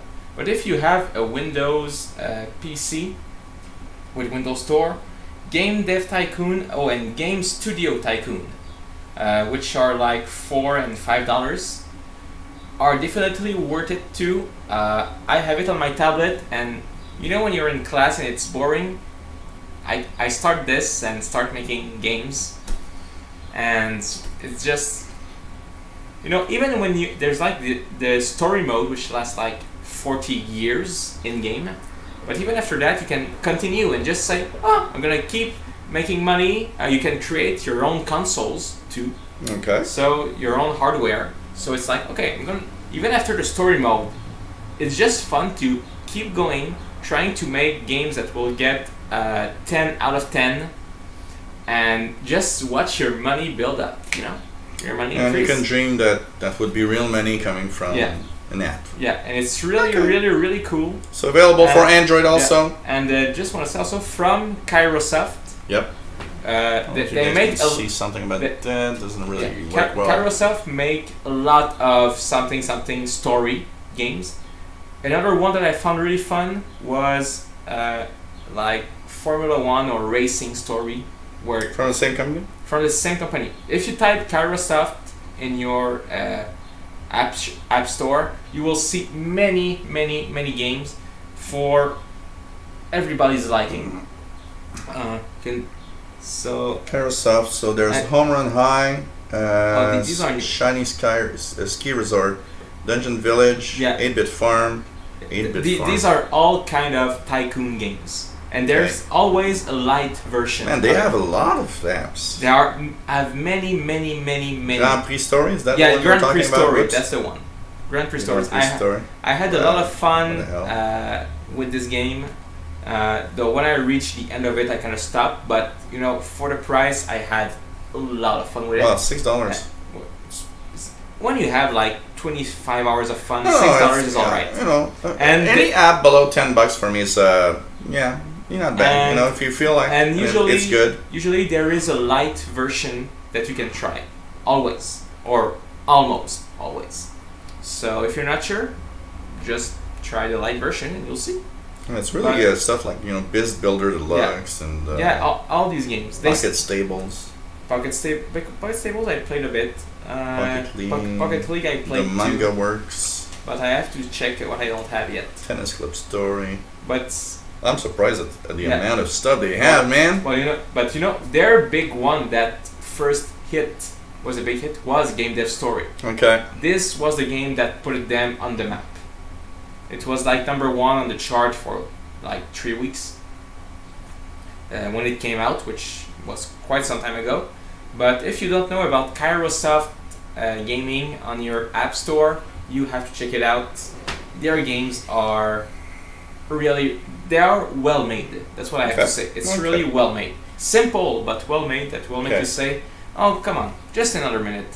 Just another minute. I'm not finished pooping. Just another minute." I'm not finished pooping. Actually, I'm sorry, but I know how you play on. We all play when on that little space, and all I can say is we finished pooping. We just want to finish the level. What's your answer to that? Bobby Burgess has a good question. Yeah, well, it's kind of complicated. Well, for a while I had a second job, which kind of took almost all of my time, and I wanted to have a life at some point. Now, I quitted this job. It's not necessarily that I don't want to do it. It's that, it's just complicated. Can I add a little something? I'm going to add a little something to that. Okay, I'm going to add a little something to that. First of all, the environment where he makes videos is much more complex than me. It's not. My environment is not suitable for videos. No, mine is. I've decided mine is. So of course I worked for mine to be like that. But I cannot do that. No, you can't. The other thing, you know what? I understand one thing. As a YouTuber that started, amazingly 7 years ago. Mm-hmm. Amazing! Wow, there's a cat in the box. And maybe it's fresh there? Maybe we should go in the box also. It looks pretty nice. So, anyways, you get to there are a few things that you're that makes it difficult. Working on something that you feel after doing so many videos and so many things, thinking doesn't seem to get off. The fact that also, I understand another thing here. I understand why YouTube did their move of, if you don't have at least, was it 10,000 views? Yeah. You don't get monetization. Getting 10,000 views out of a new channel is pretty rough. You don't have that in a week unless for some reason you posted a video that everybody would watch. You know what? About this thing they did, I would kind of change it in another way. If you don't have a certain number of videos instead to prove you're serious. Actually, you know why they can't do that? Because I've been a victim of that. Many channels start up and steal videos from other people. Man. The last one was about 3 months ago. I had like 100 videos stolen. And every time I would post, for example, my news bulletin, it'd pop up on their channel. Okay, yeah. So you understand what I mean? But, they're doing it for that reason. But one thing I'm gonna say though, my next move, even though it probably won't bring me any money, it's just gonna be fun. When I'm gonna be playing games on my tablet, I'm planning to stream it on Twitch. If my tablet can support everything all at once. Okay. Probably it can, yeah. just so that I'll try to comment on it too. That's what I'm gonna do next. On YouTube, I'm gonna post video once in a while, reviews of stuff. When I get my loot crate, I'm gonna unbox it live. But it's just very complicated where I am, my environment. It might look. I have to do videos like before 10 a.m. in the morning. But and usually I'm not even up at this time. It's complex, like just what I'm doing live shows. You know what?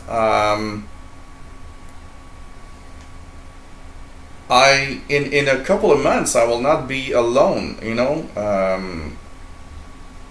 My significant other will be in retirement, being here all the time.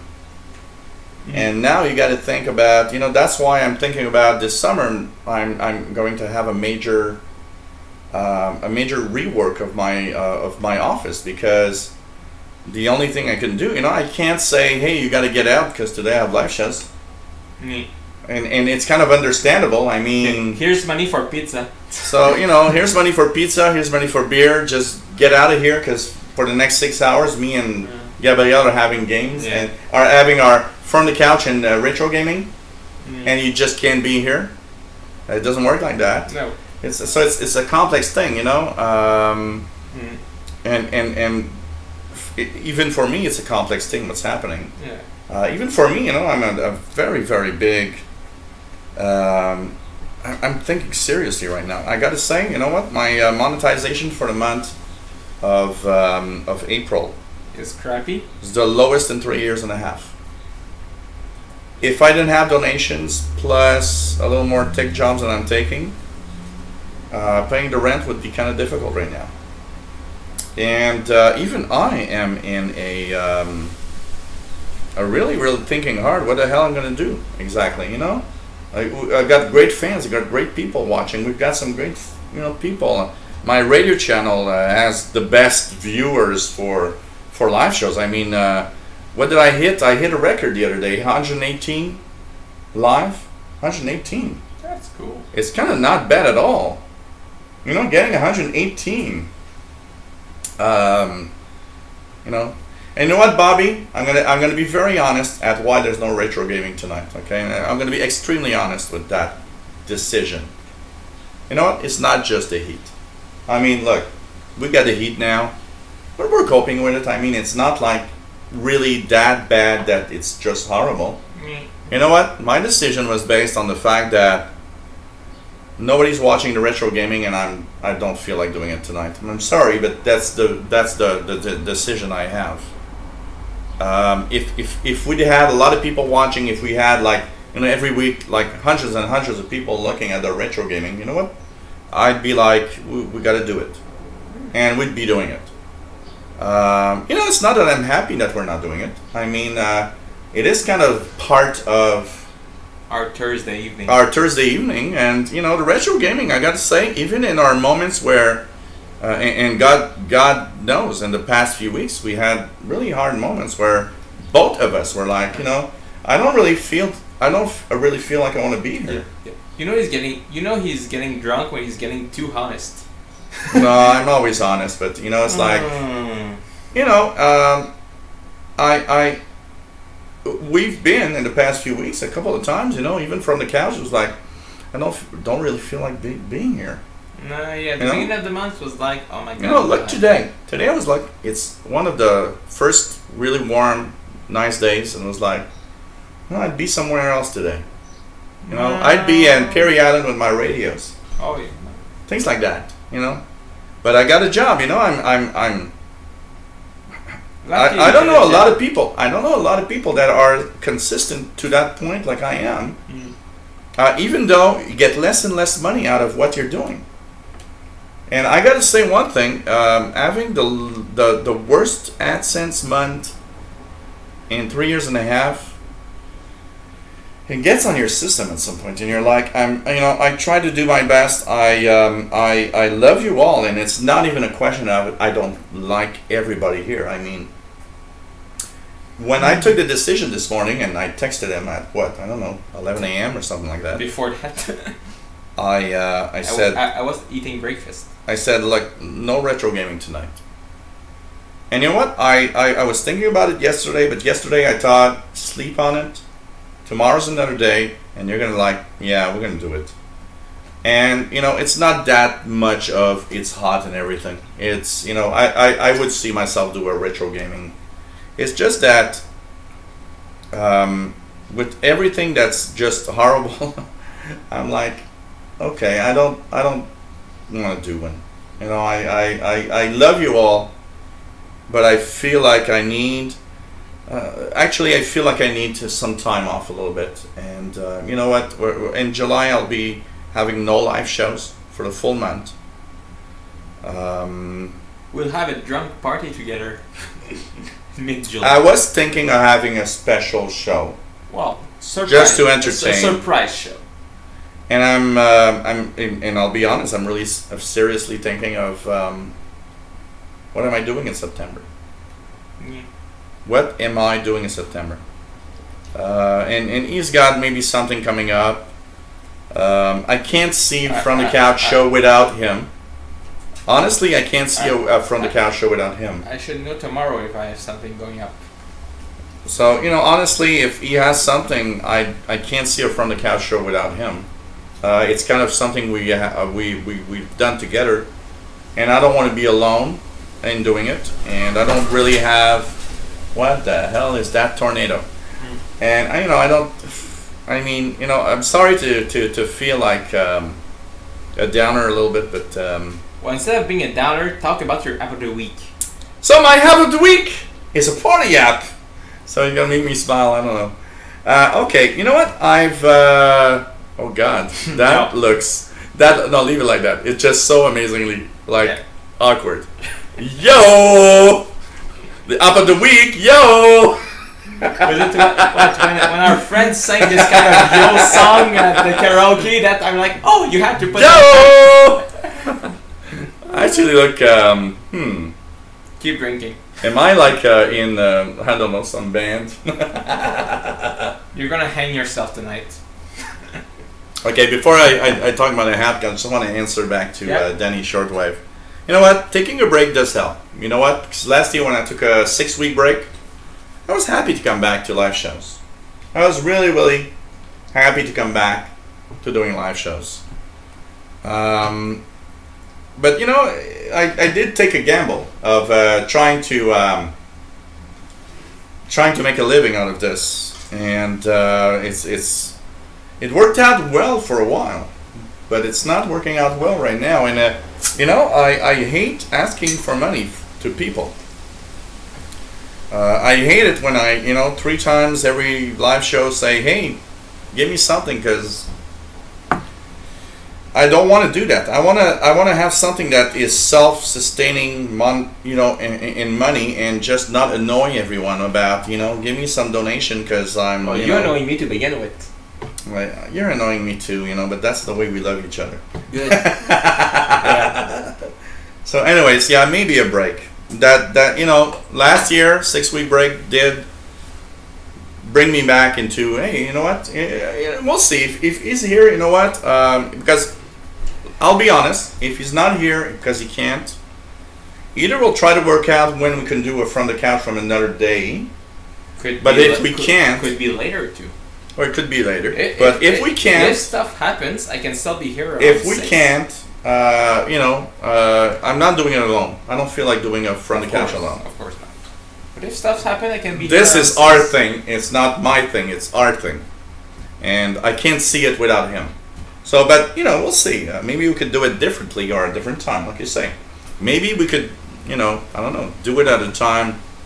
Well, of course, we'll do it live. Whatever time we do it, we can do it live. But anyways, we'll see. We'll see when time's live. You should get a text by next Monday. And of course, if we get $1 million donation, fixes everything. He's just gonna say the hell with the job, and I'm gonna say, hey, From the Couch for the next 10 years. But I know a lot of YouTubers are asking for money and everything, and I think it's a basic thing. Tuesday you should have seen me. I ranted out totally at those that use ad blockers. Yeah. Like get the fuck out of my channel, and that's what I did say. We should do a renting show from the bar. From the bar after. Oh, you know what? That'd be good. after each beer or whatever drink we take, we rant. Oh, it's gonna be bad after, like at midnight. Shooter! At midnight, shooter. Hey, you. Anyways, but So what's your party app? So my party app. Yeah, come on. You know what? It's interesting because yesterday we had, like I was saying earlier, the start to 375 years of Montreal, and they actually were asking us to download an app that's called Amp Me. Okay, and Amp Me is interesting because say you want to do a party, and say you want to share not only the party, but the music that maybe you're playing or something. You know what? Amp Me does that. It's like, that's why it says be the speakers. It's a very interesting, and now it's crashing on my Android phone. It worked yesterday, it's crashing today. Close the app, send feedback. Yeah, your app is crappy. Also available on iPhone. Yes, it's available on every platform. Okay, so yesterday, give you guys an idea. Okay, you install Amp Me, and when you look, it gives you, okay, I'm searching for parties around you. Sorry, it's not on the Windows Store. No, it's not. Oh, it's not every platform. There's no parties on the Windows Store, anyways. So yesterday we were all at the same place watching the special show where they were lining the bridge and everything. Well, lining one of the 366 bridges around Montreal, and basically they told you install Amp Me and let it search for a party. So I installed it, I clicked on it, and it said, hey, it's the 375th anniversary of Montreal. And suddenly music came out of my phone, and it was the same music played over the speakers. Everybody on their phone had the same music, synchronized. And when the show started, it was of course synchronized with music. You could hear the music while the show was going on, and it was like, oh, this is actually cool. You should have texted David. He would have at least listened to the music. So basically, well, no, you know what? Because it is dependent on your location. So for example, if I did it here, it would say, well, there's nothing around you. And I actually did it. I did it because I actually did it here and said, well, there's these things around you, but it was like a kind of boring. Once there, it said, oh, you're at the 375th anniversary of Montreal. Because it knew, because of my location, you're part of the gang doing this. So it's kind of cool for that. You know what? It's an interesting application. I think for, I can't see myself doing a party and like just, let's stream my music from here, for everybody around me. But I can see if you do an event that is a public event and you want everybody to share the same music, the same thing, it was kind of cool. Water Gun Festival in Parc La Fontaine. Yes, and you can share your same whatever music or whatever is happening with that. So Amp Me that's cool. is an interesting app, and if you have Bluetooth enabled, be careful, because I am positive and negative on that. It links to every other phone that has Amp Me around you. So it's like, okay, we're all sharing the same thing, and that I'm not super cool with. I think it's going a little far. Security-like, And that's why yesterday I made sure that my Bluetooth was off, because I did not want that. You never know. But there's there's a positive point of the Bluetooth though. Okay, for example, yesterday we were a lot of people. So when there's a lot of people where there's a cell site, internet is often kind of crappy because there's too many people there, and that was happening. So when you turned on Bluetooth, you would actually get data from the phones around you that are on Amp Me. So it made sure that the stream was correct. Mm. So I understand the Bluetooth side, because it means instead of streaming a million phones from one cell site, you stream, a couple thousand, and everybody shares. So it's less data for the same work. But I don't like it because security is like none of my things. Of course. And I just, Well, if I accepted the fact that every 5 minutes the music would stop for a minute. If you're so paranoid about security, why are you still on the internet? No, depends who you are. Somebody could tell me, if you're so paranoid on security, why are you on Windows? Why are you still alive? Why am I doing YouTube live stuff?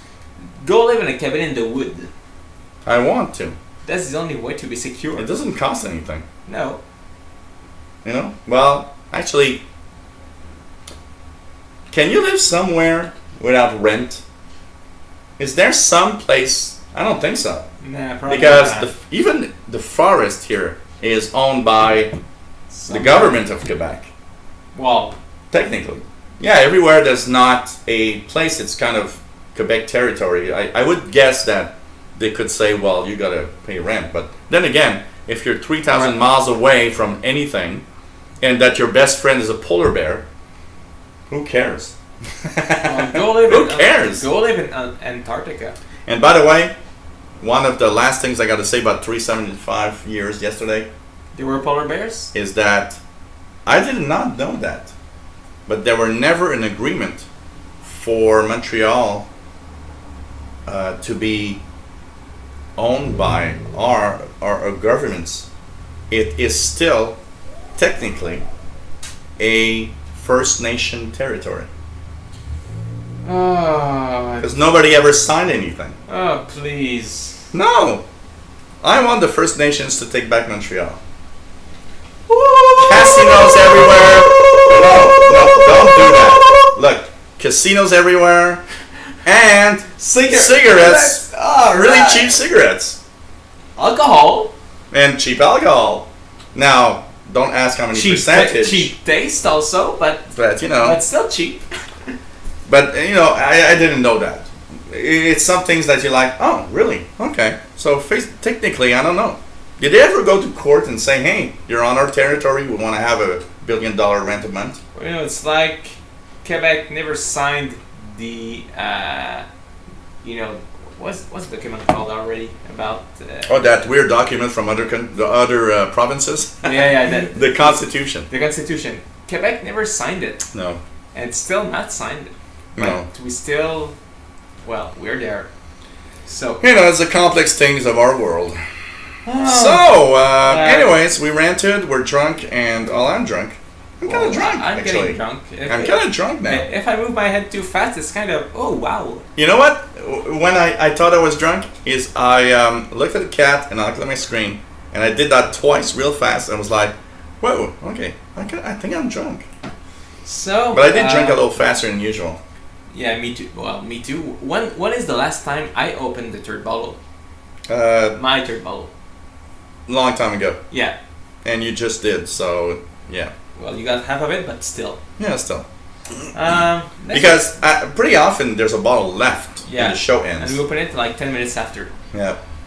So next we talk about Pokémon GO. Okay. Which Niantic said they wanted to make the game as big as it was last summer, which I doubt will happen, but still.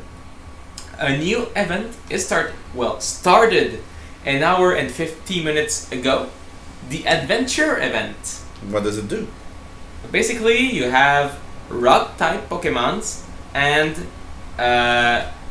fossil Pokemon will be available in a lot of places, a lot more than usual, which means Omanite, Kabuto, Aerodactyls, and also Onyx and Sudowoodo will be available like in any events. They're gonna be like everywhere. Okay. So it's your chance to get these prehistoric Pokemon. And it lasts how long? 1 week. It's gonna end next week at 4 p.m. Eastern Time. So it's the adventure event, and if you go in your, I have to check, but if you go in your inventory, you should have an adventure hat. Oh, yeah. Adventure week. Just say here. You should have an adventure hat that you can put on in your clothes. Your clothing. Oh, and that's why there's this thing. Yeah, it's a rock type. Well, possibly, yeah. Rock type Pokemon and ground type should be available a lot more. What is it? And also, Pokestops will give you more Pokeball than usual.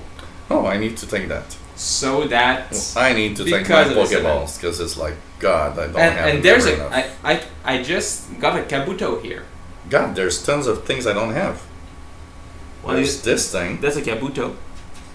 There's this thing. That's this one is a regular. It's a Slugma. Oh, you don't. This is Shuckle. God, there's tons of things I don't have. Let's go! So, okay, bye guys. I'm going to get my Pokemon that I want to have. But that means it's time to get them. There's like around here, there's a Kabuto. Okay. But your GPS is not picking it. I just pick it up. Oh. But and by the way, good like that. I have every Pokemon we can get in America from the first generation. Oh, I officially have them all! I have tons of them missing, so you know. Pokemon, gotta catch him! Don't do that. You're gonna block our show in Japan.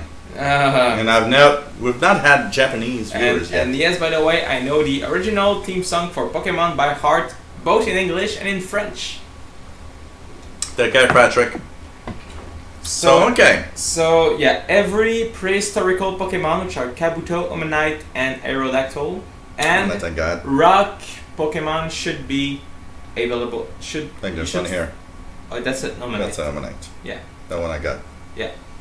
And the evolution is Omastar. Okay. But okay. That's kind of interesting. But you know, it's fun to see that. You know, we haven't heard a lot from Niantic. Like from July to December. Oh God. What? 10 years ago, you won 5,000 from an online casino. You know, PokerStars is pretty much. It's also a place. Pretty much Kanawaki. Yeah. It's like. Well, maybe I should restart playing on PokerStars. That would maybe I could make money on there. Well, more than I actually do. But I was saying, from July to December, we didn't hear a lot about Pokemon GO or Niantic doing anything. Yeah. And look, since they released the second generation, they keep doing things, doing stuff to try to keep the game alive. Because they're losing. I believe they understood that. All right, okay, they've been like asking us questions and I gotta say one thing about Pokemon Go. Okay, I am a player because, you know, if I have to go to grocery store or walk or anything, it's kind of cool to play at the same time. But it's like at some point you're like, you know what? I got another PG, I got another this, I got another that. And it's like, yeah, so I'm on another level. What the hell does it do? And just another level. You know, it's kind of cool, but it's like at the same time. Same thing all the time.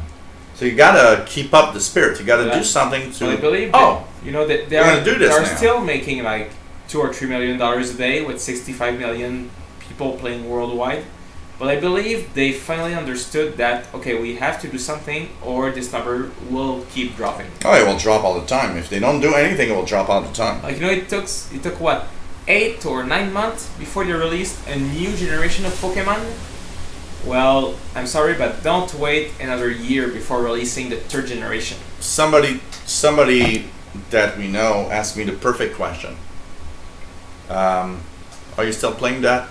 Why? And you need to try to explain.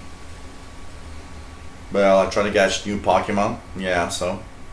It's like, you know, I understand the question that is very honest of lost my interest because it doesn't have something incredible that's happening or different all the time, you know.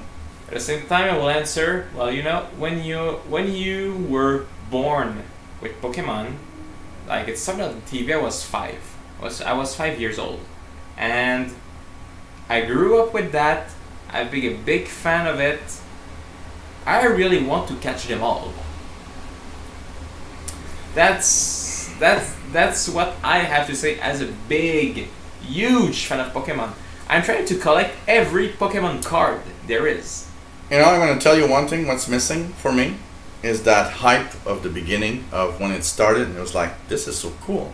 Well, it's also because a virtual world, and it's also because they are not releasing new Pokemon at a fast enough pace.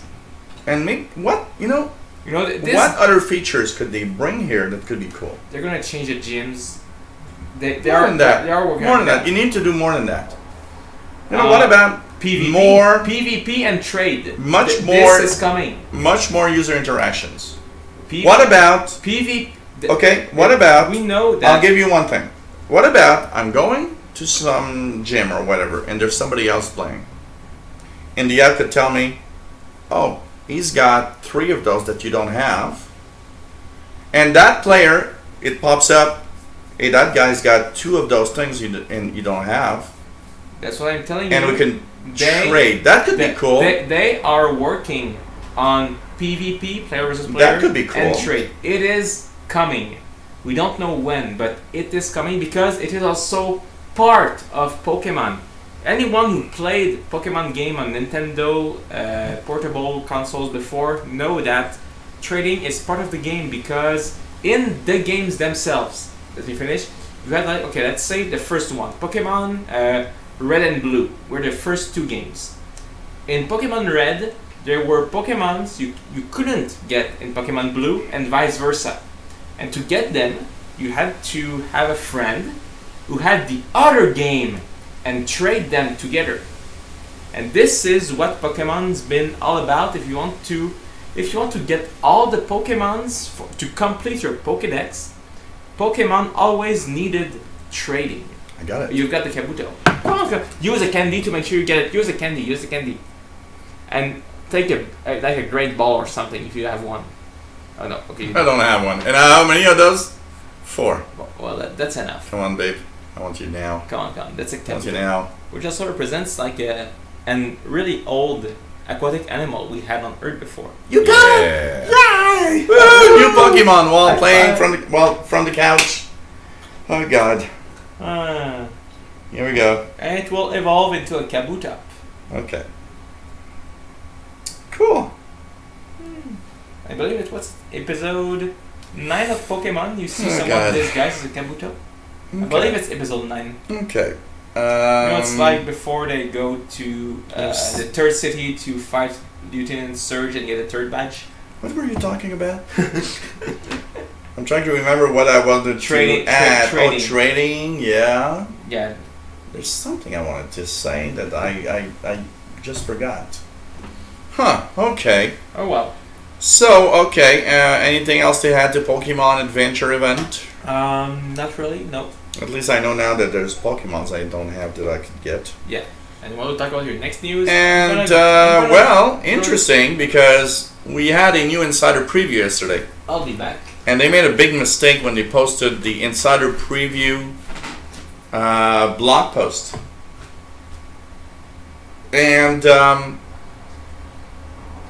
they showed a new control center within Windows for about half an hour. And then they removed the blog post, put a new blog post that removed the picture. So it's kind of interesting because that means that there's a new control center that will appear in our taskbar in Windows 10 that we don't even know about right now. And everybody that looked at the blog post for the first half hour had it in their faces like, oh, there's that new thing. And I was one of those actually. And I looked at my Insider Preview and I was like, it's not there. So I went back and I saw that it was missing. And that everywhere they were saying, no, look, it appeared for a few seconds. So somebody goofed at Microsoft and put a picture that should not have been there. But it's kind of interesting to see that that means we're going to have new stuff in the Insider Previews in the near future. For those that haven't seen, by the way, I posted my review of the Insider Preview 16199 just before we did this show. Interesting stuff. One that I'm totally excited about. When my phone rings, my Windows 10 computer says, "Hey, that's the person calling," and this is kind of cool. And it's apparently coming eventually to iOS, but for now it's just Android. But anyways, they showed a little thing that is not there, and that I think they just goofed. But it's nice to see that, okay, we'll have a new control center, we'll have new things. But anyways, they made a little mistake in posting things. You know, well. it happens. Yeah. These things It happen. happens kind of too often to Microsoft. This thing happens. It happens too often to You Microsoft. got fucked in the ass. These things happens. Oh God, really? Okay. I would like to hear your story after the show ends. Well, I was in a dark and cold place. With you. No. That's not where it's gonna happen. That doesn't reassure me much. We'll be in a dark and warm place. Did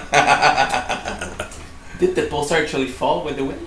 No, I actually removed it. Okay. It was like going like this all the time. And I was like, okay, everybody's gonna look at the poster and saying when it's gonna fall, when it's gonna fall, when it's gonna fall, instead of looking at us. And I have one thing that I'm wondering right now. There's a line going up next to my head.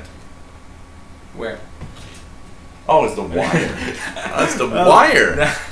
That's, you know, when you listen to radios, you got wires everywhere. So, what do you have to say? Next is something a little bit out of my league, actually. Okay. Out of my league, but I heard about it this week. And it's just like cool because, well, you know, I'm without contract for a while for my phone. The new HTC U11, which you can... I like his title. Which His you can, title the phone that you is can squeeze. a phone that you can squeeze. Did you see it? No.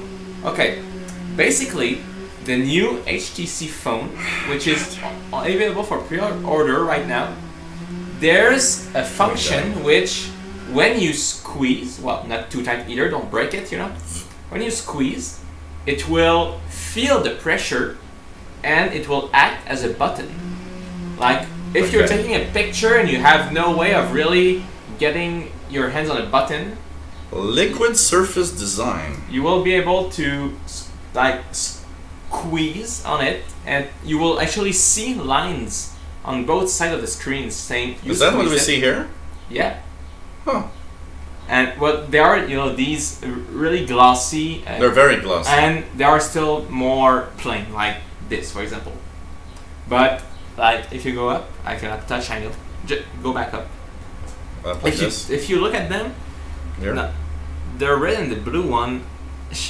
Admit it, Nice. they're just so beautiful. Red is not bad though. With blue, I choose blue. But the red, They are really beautiful. that's ugly. That's too bold. Yeah, but That one's not too bad. This No, one's the not gray black. one It's is- kind of the gray one is metallic cool. gray or Yeah. something. Eh? So it's the new HTC phone available for HTC pre-order, phone. which is I believe $650 and Okay. around 1,000 Canadian. Of course. Typical. But you know what? It got a 16 megapixel front camera, a 12 megapixel back camera, an opening of, I don't know the unit, but you know, 2.0 something for the camera itself. Okay, yeah, the Fisheye, something like that. Processor is a 2.45 gigahertz octa-core. 5.5 inches of screen, and they're not. Did somebody review it officially? Is that a no, review it's or not it's out just yet. okay? It's not out yet, and they are not messing like other companies. The phone have borders so that your fingers don't get everywhere. And I know that stuff. you feel like you want one, but you know what? In phones, what's very important, wait when it is officially out that one read the place review. Yeah, read will the- review it because of course. you know you will see tons of Of things course, I'm and not then gonna- it's like I'm not okay. gonna buy it because honestly, just by the look, I want it. But I'm gonna wait for reviews. But it got 60 gigabyte of storage. You can put an micro SD card up to 64 gigabytes too, which is You know, yesterday I would like one thing in when I was at the at the runs on Android 7.1. on the Montreal thing. I would have enjoyed you being there, taking the same pictures that I did and the same videos that I did. And check. Because I got to say one thing, everybody, and I got a couple of people saying, "Wow, what did you use for the videos?" And it's just the S7, and I know the S7 is like up there in some of the best cameras. But I would have been interested to see. But what actually really kind of triggered me about this phone is, well, when I heard that, okay, it's a phone that you can squeeze, and, well, this when I read the article actually. What? And it's the fact that, Okay, I got a question for you. And some people did ask, like, okay, but when you squeeze and you take a picture, will it like get fuzzy? I'm sure they thought about it too. There's a stabilizer somehow. Well, I'm sure there's a screen stabilizer. But, and what's your question? My question is, what's the number one feature you look in a phone? Okay, let's remove the fact that you can squeeze it. Yeah. You can tear it apart and just put it back together in one piece. Although that would be something that I'd like. It falls down on the floor, breaks in 30 pieces. Like, well, at this point, oh, poor you! Don't worry, I just put them back together. It's all right. Number one what's your number one feature? What do you use? Okay, what do you use the most in your phone? What do you do the most in your phone? Games and text message. Okay. Actually, it's not about the fact that my iPhone 6 still works pretty well and does whatever I want to do. But you have this feeling, the tech feeling that I want the new thing that looks so cool. It's the same feeling. That's I'm the kind of guy that if my provider says, for $50 you turn in your S7 and you got an S8. Yeah, I'd say, cool. Here you are. Take it.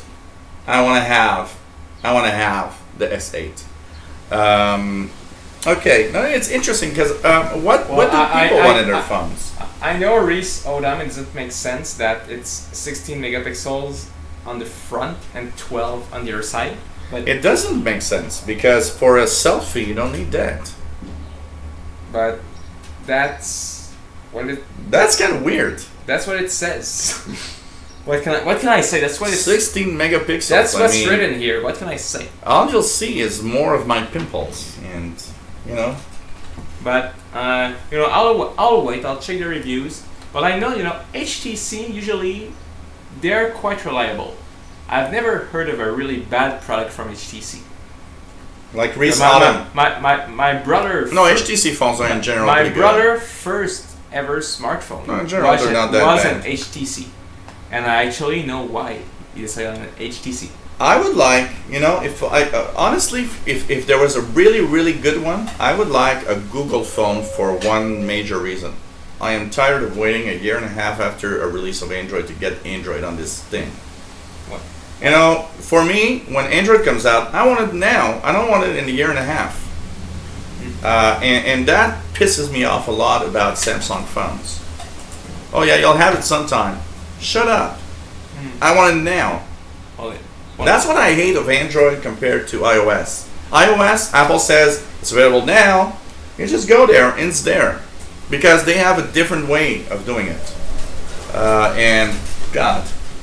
And imagine, the door is like open this wide and it's like really windy. So imagine if it be open, it's like everything is just going away, even the laptop. That would be cool. Gone with the Wind, live on YouTube. Brokeback Mountain. A different Brokeback Mountain. What the hell?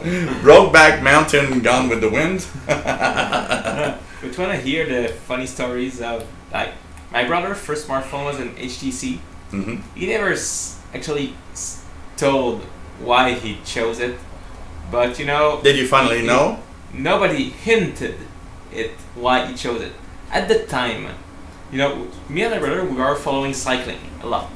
And at the time, the best sprinter, which is still active, Mark Cavendish, was with the team HTC. That's why these things work. So I do believe that. Okay, you're answering a question that I've been asking myself all the time. Is it because it says iPhone on somebody's chest that you're following all the time? You're getting an iPhone? It can. Not always. But in this case, I'm not part of that though. In that, I'll choose. I'm the tech guy, so I'll choose what the reviewers will say. This is the best thing you can get. I will check the reviews, but if the reviews are fairly similar, I will go with what like my favorite sportsman Now, you know is what? wearing. Ah, that's interesting. That's interesting. You know, I've never, you know, if I'll never buy something because my favorite artist or sportsman or whatever is you know, buying it or using it or anything. I'll never do that. I'll do it only if, okay, the review, this is the best thing. You know, when I bought, okay, you know, when I got this S7, or at the moment that I had to choose, hey, best phone in the world. Well, I want an S7. no, in my case, it's really if like reviews are similar, like really equals. I'm not sure which one I will take. Well, okay, the guy I like on TV is using this one. Why not? Okay. You know, Okay. if everything's equal, there's no other considerations. Why Okay. not? So he never said it, but what I told him, like, okay, you bought it because of Mark Cavendish, right? He just looked at me. So that's why they got millions of dollars. Yeah. I understand now when they get millions of dollars. You know, it's like, I don't know, I like Sting, I like Chris Martin of Coldplay, I like, you know, if they'd be like the best, you know, I'm an iPhone user, it wouldn't make me change. And, Not at all. And just Interesting. And That's very interesting. quickly, I just was saying before we kind of started interrupting each other all the time. They're not doing like iPhone or Samsung that, you know, they want to have a full screen with no edges. HTC is like, no, okay. Nobody ever complained about edges on the screen, so we're gonna put edges so that when you use it, you don't put your finger where you should not all the time. Actually, you know what? The next phone I buy, I want to have it bigger. I like this one, I want to have it bigger. I want to have a tablet Come on. that makes me text. The one Pascal's got is just too You know, big. I want to have a new shirt that has a pocket of 16 inches wide. Come on. Last Here's my phone. last time we saw a friend, I put my iPhone over his, and it was like, oh my god, this is just too big. It's actually better than the iPhone 5 I had, If I but I want to have it bigger. if You know, I I regret not taking a S7 Edge, if which I, was bigger. if I cannot do everything with just one hand, it's no good. You can. You just take it and No, then you use your nose. works. Hey, no sprints. I believe I talked to you about this product. I believe it's called something like Swoosh or Whoosh. Which Oh yeah. you You talk clean about your screen Swish. and for like maybe an hour. For some reason, I have some lady with a bottle. Swish. And when you use it, I'm not sure of the name, but Let's have Swish you tonight. clean your screen and fingerprints won't for like maybe a day. If you put your finger on the screen, that you won't see any traces. Hey, I want to have a phone that auto cleans. There's wipers on it. A phone with It's wipers. gone. You know, some kind of process. A phone with wipers. Well, anything else to tell us? More bad stuff coming around, because there's these bad guys that actually are the ones that, of course, talked about, you know, the WannaCry, ransomware and everything. The shadow brokers. They said that in June they're going to release a lot of other stuff. And apparently, they have some flaws that even Microsoft doesn't know about, and that even Windows 10 users should be scared. That's kind of okay. Speaking of hackers, Yes. you know, you were talking about it last week. These hackers that hacked into Netflix and threatened to release series. Yeah. Disney also Yeah, got hacked. Disney. And I really like their answer. Pirates of the Caribbeans, apparently they've stolen and but did they you want to see release. their answer? No, I did not. And Disney answered like, okay, Pirates of the Caribbean is coming out in 2 weeks or Yeah. 1 week. Well, okay, if it gets on the torrents, it's sad, but we know that hardcore fans will be in theaters, and they also said, anyway, as when the movie is released, like an hour later, it's already on the internet. So what? That's what absolutely. That was Absolutely. Disney's answer, and I believe Absolutely. it's just an awesome answer. It is a good answer. It's like saying like, well, okay, it's not like in 6 The months. worst thing that they could do is pay the guys, Yeah. because Well, yeah. everybody want to hack to get money. But you know, it's like, okay, they know the reality of today. So it's like, okay, it's not a movie coming out in 6 months. It's coming out next week. So do you know what clickbait is? It's like putting some kind of title that you just want to click because you just want to see what that is, and 90% of the time it's shit. Oh, it's on Facebook. Okay, here's one. Like on Facebook? No, it's because I'm looking at this page and I'm like, how many batteries would it take to power the whole world? And I'm like, I want to click on that now. It says University of Calgary. Okay, let's click it. Is it really University of Calgary? Renewable energy. Yeah, well, it is. Stay updated. Oh, yeah. Look at that. Yes. Look at that. Yes, it is. This is the official site to get hacked. You know, and this is an ad on. Okay, what was the site I was on? I don't know. I was on a site that was BGR.com, which does have some tech news. They have this damn ad that I just clicked because I was curious. That gives me this. Hey, stay updated. Let's click here. Well, they still have a picture of Susan Boyle. You know. You know. Well, at least I wanted to know how many batteries it took to power the world. It's much more interesting than saying, hey, Susan Boyle lost 93 pounds. I'm sorry, but I'm just thinking Susan Boyle 93 pounds less is still ugly. But that's me. That's just me. Clickbait. Hey, stay updated. Get our latest stories. First name, last name, email. Sign up now. Okay, I don't care. Now, here we go. Whoa. How many batteries? Do we at least have an answer? Wow. Well, stop going up, down, whoa, whoa. down, up, down, up, down, down, up, I'm down. feeling sing suddenly. This is. But tag it up. I'm just, every site I just need to go like. You're not doing a password here. You just have to scroll. Look. I'm doing anything. Ah. Yeah. How many batteries power the world? 300 billion. Who cares? Was this Duracell ad or something? So, anything else to say? So anyways, bad stuff coming in June, and that will all be fucked up. Next. Okay, Netflix. I'm gonna skip one because I didn't have time to read enough. So, well, I read it, but I don't remember. Okay, so you put things in there, and you're like, I'll just put it because I don't know. In our optional news, sometimes I do. Just because of the title. But now, the Netflix is getting a Witcher series about the video game. What are you doing? I just want to make sure that you're totally,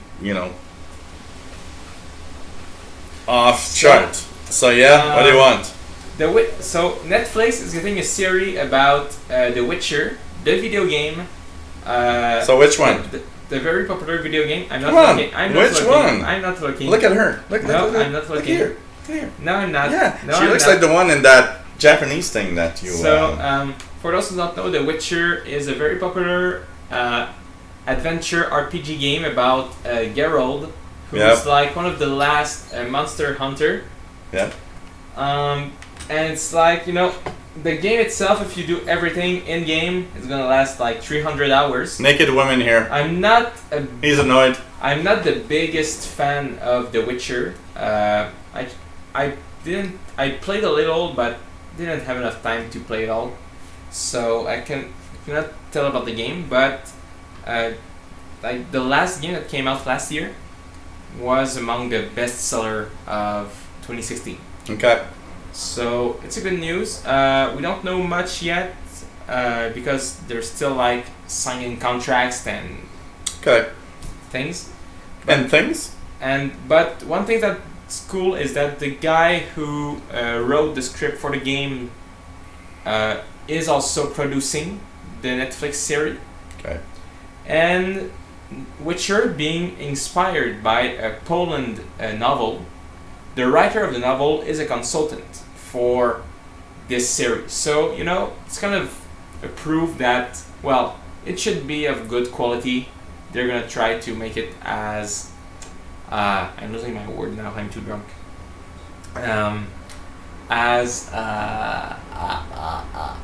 Something fantastic. As close to what it is. Anyway, you know what I mean. If you don't just search your dictionary. Okay, so it's close to what it is to the original content, whatever? Yeah, so okay. I think it's good. It's cool, and I still have to play these games. I have them on Steam, so I... Do you think because it's hot, I feel drunker than usual? No, I believe it's because we drank faster than usual. Okay. Okay. $1.72. And I have a whole bottle of Sortilège unopened in my bag. Oh God. So we'll have to decide, do we go to that place We'll see. and spend money, or go to the balcony and spend no money, or less money? We'll talk after the show.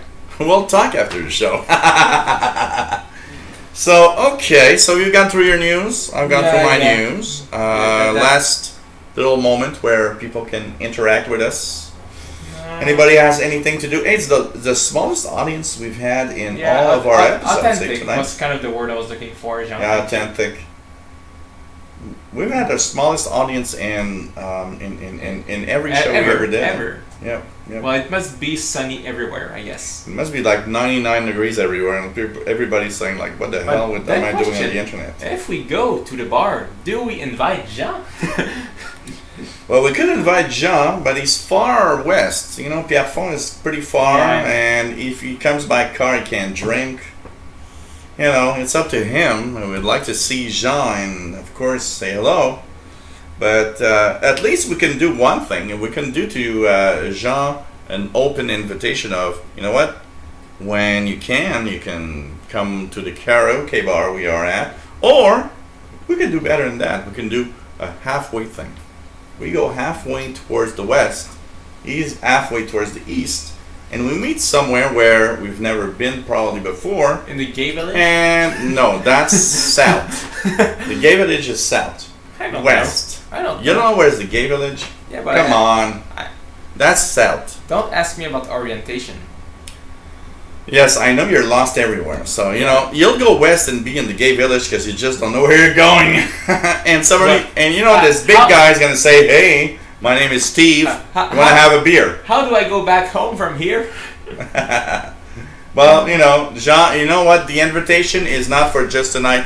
Is if at some point you can be here, you know what? We'll meet up somewhere. It could be cool. Could be cool. But don't worry about it. But you know, it's like you know, this guy is amazing. You know, I'm like a walking GPS. People ask me, "Okay, where's that thing?" Oh, it's that way. Oh, you know, no, it's that way. Don't you know? I'm really a walking GPS. I've always been like that. He's like a walking. I don't know where I am. You know, like sometimes I go because I check how to go to a place. I don't check how to come back. Which is kind of bad, you know. Hey, you want to know a funny story? First time I went to the Circuit Gilles Villeneuve on bike. Oh God. I took the... And that's actually... Okay, I gotta tell you one thing. That's actually the good place to get a little bit lost if you're not sure where you're going. Yeah, but still, you know, I knew how to get there. So I took the Jacques Cartier Bridge, went there, it went alright. Like, already just finding how to climb back on the bridge was a challenge.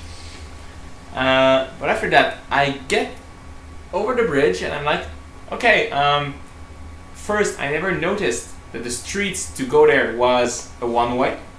So I'm like, okay, so how did I get here actually? You know, and then all I see is somewhere far northeast. Oh, there's the Olympic Stadium. Well, I'll go toward there. I'll find the streets I know someday, and then from there I can work out my way home. And then I saw Fulham, which I knew. Okay, he was at the U.S. border. It was like, oh, sorry, I'm in the wrong direction. And then I saw this Fulham Street, and I'm like, okay, when we come back from downtown, we sometimes take this street. I know it. Okay, I have a good story. Just a few weeks ago, I was on Hochelaga and passed near Kentucky Fried Chicken place. It was like, okay, this is the KFC. I stopped. The first time I came back from the Circuit Gilles Villeneuve because I didn't know where I was and I was hungry. How did you go home? Oh, I followed the KFCs and the McDonald's. Okay, I got a really, really good story for Circuit Gilles Villeneuve. I am going to the beach at Jean Doré. And I get to the point, I did that a million times. So I go to the Circuit Gilles Villeneuve, but I'm wondering why, instead of just, they've got these chains at certain places. Yeah. And now there's chains, and there's even like things that block and say like, you can't go here. And I'm like, why? So I take my bike, go over the chains, and continue, and find myself in about 5 minutes in a racing. Oh. There's a bike racing thing. And they're all on their bikes, and everybody's looking at me like, what the hell are you doing here? Oh. And I'm like, okay. And then there's this little car with flashing lights that's like, I'm sorry, sir, but you can't be here right now. So I said, I'm going to the beach. Okay, well, because you can't be here. But how the hell do you want me to go to the beach if I'm not here by bike? It's the only way by bike to go to the beach. So the guy says, well, follow us. So I'm following that little car with lights, and there's all these racers going by, and it's like, they're all looking at me like, what the hell are you doing here? And I'm like, well, it wasn't very clear. There was a race. It didn't, anywhere I looked, it didn't say there was something. And when I crossed, there was nobody. It's like, what the hell? One of my friends already went there, hoping to go on the track with his bike. Oh, and God. he found that, and that day, for real, the Montreal Ferrari and Lamborghini Club borrowed the track for the whole day. And mine was like, okay. So how much does it cost to borrow the track for a day? And you're like the Ferrari and Lamborghini Club of Montreal. Oh my God. Some people have money that I don't have. Absolutely. A lot of people have it. You know what? Yesterday, you missed something pretty much incredible. Yes, I did rent. I was with my bike into a race, a real race. It was like everybody was like racing for their lives or something. And it's like, okay. You know what? Yesterday, you missed something interesting. On the other side of where we were, there's of course $1 million Saint-Lambert? $1 million condos. No, in Montreal, but on the old port, $1 million condos. There was a guy on the top of his condo. He had 3 drones, the really good ones. He would fly them across the bridge, around the clock tower, and bring them back. It was really good. Mm-hmm. And he had 3 of them, and it was like, you would see them like go around one after the other, and I was like, oh God, this guy is I want to meet this guy. Well, talking of drones, it's completely off topic. Yes, but we are off topic anyway, with biking and everything. At the podcast I listen to often, there was this guy last year, around the time of the Grand Prix. He was a professional drone racer, sponsored by Red Bull. Okay. And what he was saying was interesting. It was about the Red Bull community. He said, when you get sponsored by Red Bull, it's because you are already the best. Absolutely. Absolutely. But I mean, some sponsor will try to encourage young ones. But still, you're pretty good. You're not just a nobody. You're pretty cool already. At Red Bull, you are already the best. Red Bull doesn't do classes, and if you cannot perform inside of 2 or 3 years, you're out. Okay. That is the Red Bull way of thinking, and I found it interesting actually. I have a question for you. What? What's the most embarrassing moment that you did something without knowing it, and you're like, oh my God, what the hell? Oof. Remember something? Something special? Really embarrassing? Nuts. One of the most funny things that ever happened to me is I am with a friend, and we're looking. A friend of mine says there's a it's a guy I work with, and we go to the gay village, of course, because that guy's gay and everything. And we are in the gay village, and he says, "Oh, there's this new lesbian place." And I said, "I don't know where it is. I don't follow lesbians." So he says, "I think it's here." So we take a door, and we go up to this place where there's tons of people. An enormous buffet. And we start eating like pigs because we're hungry. And everybody's looking at us like, who are they? So we're like, are you sure we're at the right place? I feel like I'm in someone's apartment or something. And we start looking at these paintings on the wall. That's like, okay, this is $10,000. This is $17,500. And I'm like, oh, okay. So 2 amazing things happened there, okay? First of all, you know who I am, and that guy is pretty good also. We're at that place, and a guy comes in with like, 4 cases of beer. So he helps him and say, "Oh, I'm gonna help you," and he gives the beer. They put it in the fridge, and then he takes 2 and says, "Oh, you want one?" I was like, "Oh, okay." So that's the first part where he's so incredible. It's like, really? You got us free beer just by doing that? But nobody knows who we are, and obviously nobody knows each other. So they just wonder. So at some point we had no more beer. We ate half of the buffet. And I'm not joking. We ate half of the buffet. I'm like, okay, well, I'm going to go pee, and after peeing, we leave, I go peeing, and I'm just amazed at how beautiful the bathroom looks. And there's this curtain for the bath. I just pull the curtain, and I look, and the bath is full of ice water with probably something like 175 beers in it. So I get out of the toilet, and I have a beer, and he looks at me and said, "Where do you take that? Go pee and look in the bath. And you'll see there's a lot of things in the bath." And he gets out of there, and he just has another beer and said, "Yeah, you just need to go pee to have beer." Oh God, that was one of the beautiful moments in my life. That was such an amazing moment. But I cannot say I really have something yet that's you're too young. You're too young yet. And you're too old. No, we need to do more things together, and you'll know, and you'll have tons of things to explain to everybody. Well, I was with him one night. Well, we did have a rant at the McDonald's together. Well, we did already eat sushis with cream soda in a park. I'm such a bad guy.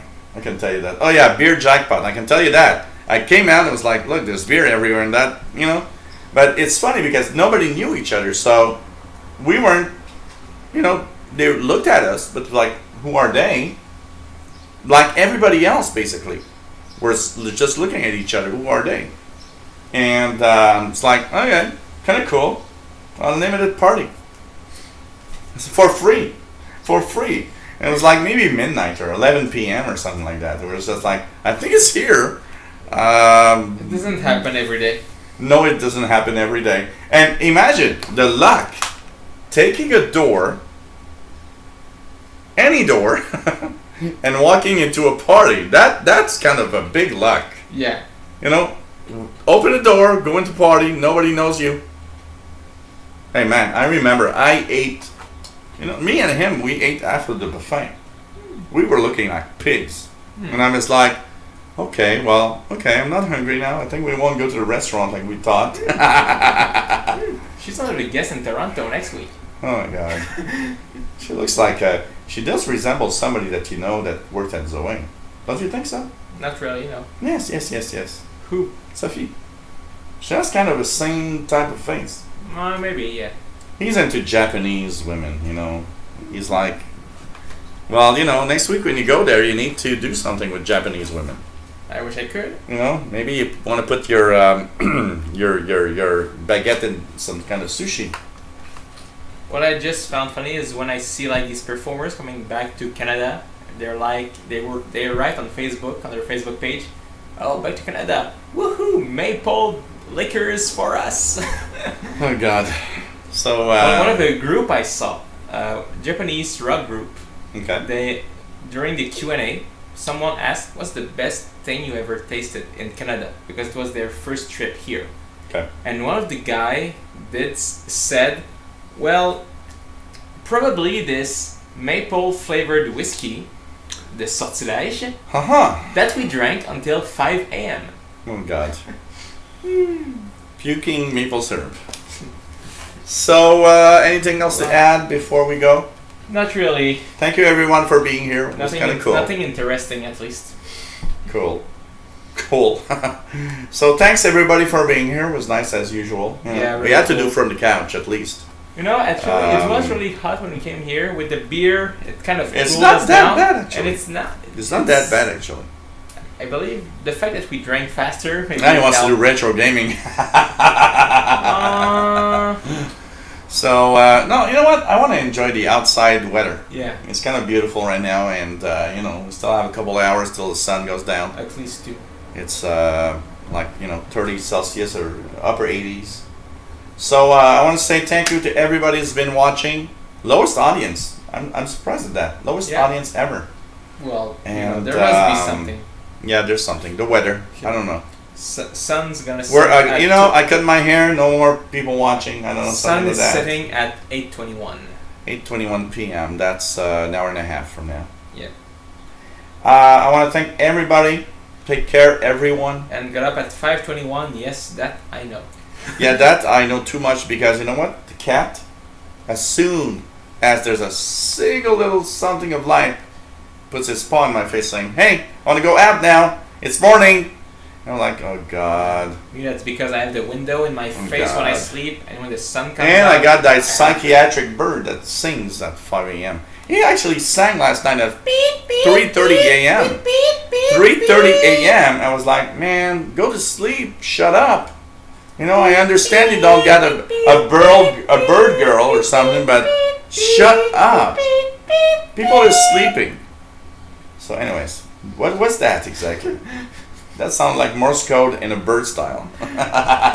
Oh well. Beep, beep, beep, beep, beep, beep, beep, beep, beep, beep, beep, beep. That's bird Morse code style. Oh God. And what game was that? I'm not sure. I don't know. I really don't know. So take care, everybody. That was cool. It's nice to have you on board. See you next week. See you next week at From the Couch. And next week we'll be back with the retro gaming. Probably. And next week I'm gonna be here on Thursday. Friday at 7 a.m. I'm going to Toronto. With my cosplay. Which means that you guys might have a little surprise on Thursday. So, surprise. Possibly. Surprise. You will have a little surprise on Thursday, actually. Cool.